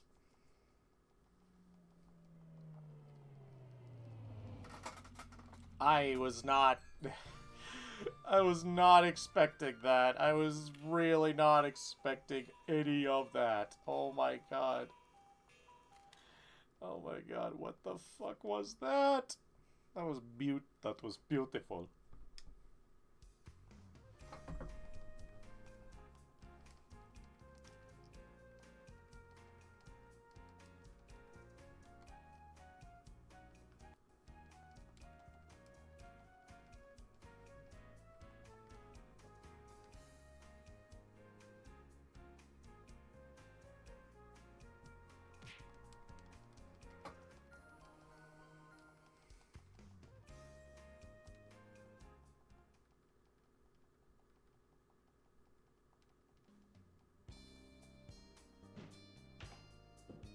Wait, hold on a second. Oh, hey, I actually did something different here. Oh, okay. What is that? Hunch posture, seem oddly suspicious. Said quietly, I fucked up. I thought I was still going a different way. The resort boasts an array of tea options. I'm okay. Max, come on, let's call it a night. Okay. I paused for a second, unsure. Even though our rooms were separate, it almost felt like she was asking me to join her in hers. As I looked at her, our eyes met, loaded with something unspoken. It was a wordless bond. My heart thundered in my chest. I had said earlier that her role may be as my lover, but this was all too much. Butterflies flustered within me as we left the dining hall. There was some kind of commotion at the front desk, but honestly I couldn't bring myself to care. We walked up the stairs together. Looking back at her, I got the strange sense that she was waiting for me to say something. But maybe I was just imagining things? Still, would it be so wrong to just casually place my hand on her waist? No, in fact, wasn't that what this moment was calling for? It was like a magnetic force was attracting my hands to the curves of her body. Who was I to resist against it? Go for it. Yes, this was my chance. I'd pull her in closer, her face flushing at my touch. Our eyes would meet, locked on each other. The time would stop. I'd reach out my hand. But just then... Oh my gosh! Grace gasped, dropping out of my sight. Look how cute it is! In front of her, a cat lay sprawled on the floor. My hand, now lost, made its way to my chin instead. Wow, so cute. Aren't you a cutie? Wow, so cute. Aren't you a cutie pie? Grace stroked the cat's back, looking up at me with a smile. That upward glance of hers was so irresistibly adorable, it made me respond without thinking. A cutie indeed. Meow. The cat stretched out its hind legs and walked away. Grace stood up and edged closer. Her eyes studied my face. I was so nervous, I couldn't think straight. Max, She hesitated, her eyes looking down at the floor. Was she about to confess her love to me? I felt my heart was about to explode out of my chest. After what seemed like forever, she finally spoke. This is my room. Could you move over, please? Huh? Oh, yeah, no problem. Startled, I stepped back. Good night, she said, closing the door behind her. I returned to my room. I collapsed on my bed, feeling absolutely drained. Storm ravaged outside my window. Water trickled down my cheek, soaking my pillow. Was the roof leaking, or was this my broken heart? Leaking tears. And... Okay. That was a thing that we had just witnessed. The self-cuck arc. But yeah, let's go to the lover route again and see what happens. Come on, let's call it a night. I'm okay. I paused for a second, unsure. Rooms were separate. It felt like she was asking me to join hers. But basically it's the same thing, but instead of saying what we said to the cat, we're gonna keep flirting with Grace because, yeah. I think you're cuter. Huh? I didn't mean it in a weird way. The thought just popped into my head. As I tried to explain, Grace chuckled softly. You're quite the character, Max. Then with a playful tone, she continued. Want to come hang out in my room for a bit? Really? Is this what I think it means? Grace quickly opened the door and, with a playful glance, turned back. I gulped. The lump in my throat swelled. Drawn in by an unseen force, I followed her. As soon as we were alone, I could sense Grace's alluring aura. I don't want you to think I'm like this with everyone. She leaned in with a warm and whispering tease. You're special. Special? Oh boy. Her soft words surprised me, making me laugh helplessly. Well, close your eyes. I did as I was told. And in that instant, something brushed against my body. Was that her hand, tracing from my waist to my side and then my chest? Oh, a strange mix of ticklishness and shyness made me utter a sound without thinking. You're adorable, Max. Her hand grew more insistent, pressing deeper. I'll hold you tight. I was being squeezed so tightly that I had to open my eyes. Whoa, what the? I looked down. The arms weren't Grace's. A suffocating, poisonous aura seemed to cling to me. You haven't felt the power of my embrace before, have you? Grace whispered, her voice calm and assured. This is the true nature of psycho power. The ability to control minds. The ability to control minds? I attempted to shout, but my mouth wouldn't open. Max, you were so eager to let your guard down with me. With Grace, I mean. You were easier to control than I anticipated. I couldn't comprehend what she was saying. This couldn't be Grace. It was some malevolent force hiding behind her form. A searing pain shot through my body, as if my brain were being twisted. I screamed, but no sound came out. It's time to erase your memories and everything that you ever were. You'll become my puppet, bound to obey the every whim of your beloved Grace. The voice echoed out, fading with time. This is going to be fun. A laugh unfamiliar and detached reverberated in my ears as my consciousness began to slip away.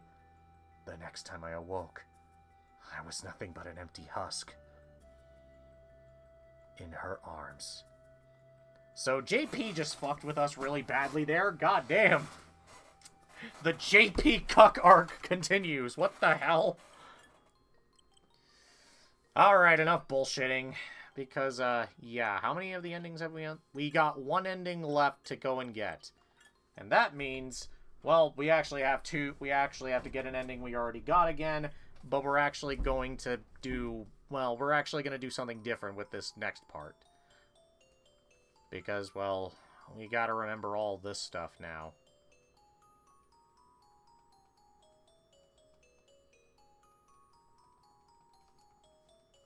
Because, yeah, as much as I would love to just go through everybody's names, it will just lead us to the same ending. Because, yeah, we got John to... Because John's clearly there again, and it's ridiculous.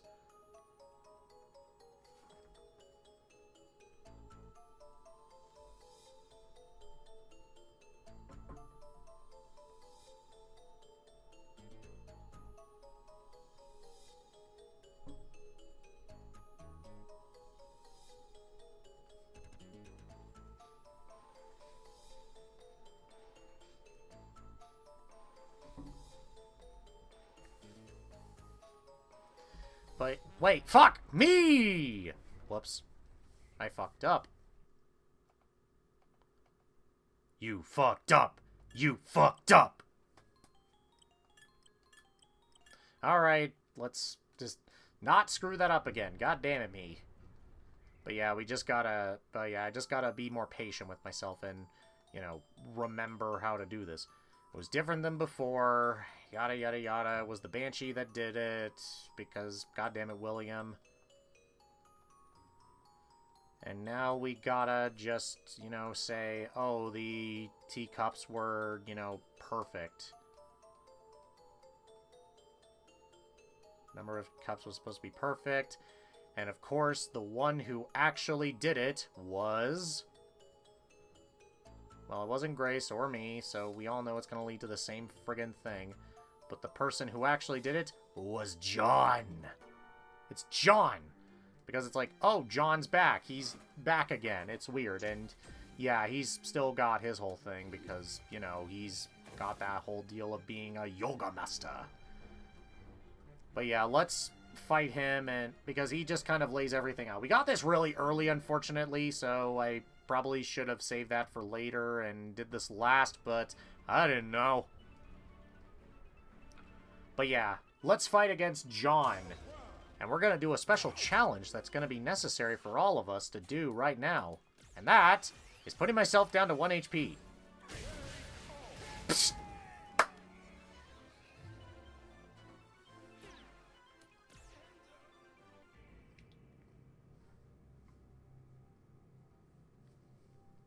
So close, yet so far. And...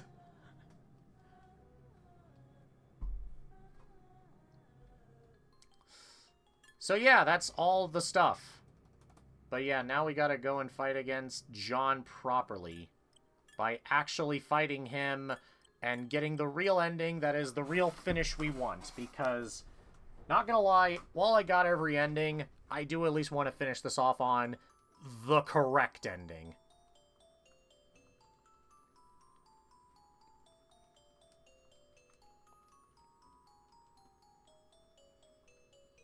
So yeah, we got something to go take care of. So yeah, let's take care of John.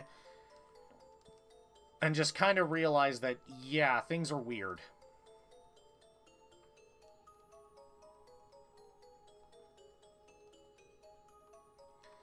But yeah, this was weird and this made no sense.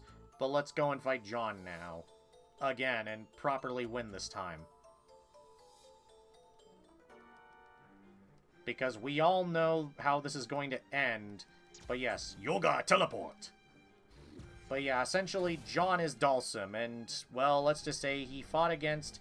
He was wanting to fight against Jonas, who was clearly Rashid, and, not gonna lie, this is a really convoluted plan, but hey, it's a murder mystery story. What the fuck else is new? But yeah, now we gotta fight against Dhalsim and get our win in.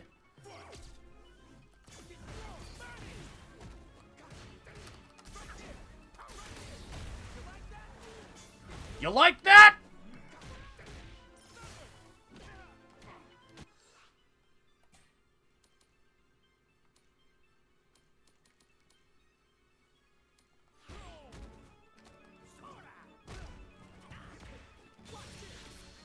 Booyah! And that is how you win the day as a Sea Viper in a random visual novel side mode. I won. It wasn't about unraveling a mystery, it was about fighting. And I wasn't a detective at all, I was a fighter. Therefore, maybe this was for the best, because this is... the Banshee and Street Fighter's Last Cry. This goofy-ass mode is so fucking silly. But I'm glad I went through it. It is finished. We did it. We got all 15 endings, and I showed off just about everything that this could offer. We did it. We beat up so much. And honestly, that was nice of a way to finish all that off. It felt like a good way to say, we did it. But yeah, we're done with the Street Fighter's Last Cry. Let's head back to Metro City and just kind of hang out. No. But, yeah. We're finally done, and it's all good to finally say we did it. That visual novel mode was weird, but not gonna lie, it was kind of fun to be able to finish off. Holy Jesus, so much Zenny. But yeah, we did it. We finished up all that, and we did our best. And we also earned some new cosmetics, too. Like this trilby. And, some cat paws. And leather gloves. So yeah, that was neat. it was a weird but fun thing to do. And honestly, I'm glad I had a good time doing all this. It was nice being able to do all the fun that we did with Street Fighter 6 on that stuff. So the next time we meet up on doing all this, we will... So next time, well, we're just going to have to wait for Alex to actually be able to do anything. So look forward to when Alex is going to be released. With that said, thank you all for joining me today on this bizarre little mode that did something weird. It was nice to be able to do properly and finish up the whole thing. And honestly, it was a fun time overall to get back to Street Fighter 6. With that said, I'll see you guys whenever Alex comes out and whatever the rest of October has. Say goodbye to Azuli for now, everybody. So, until next time, stay safe, and let's go raid.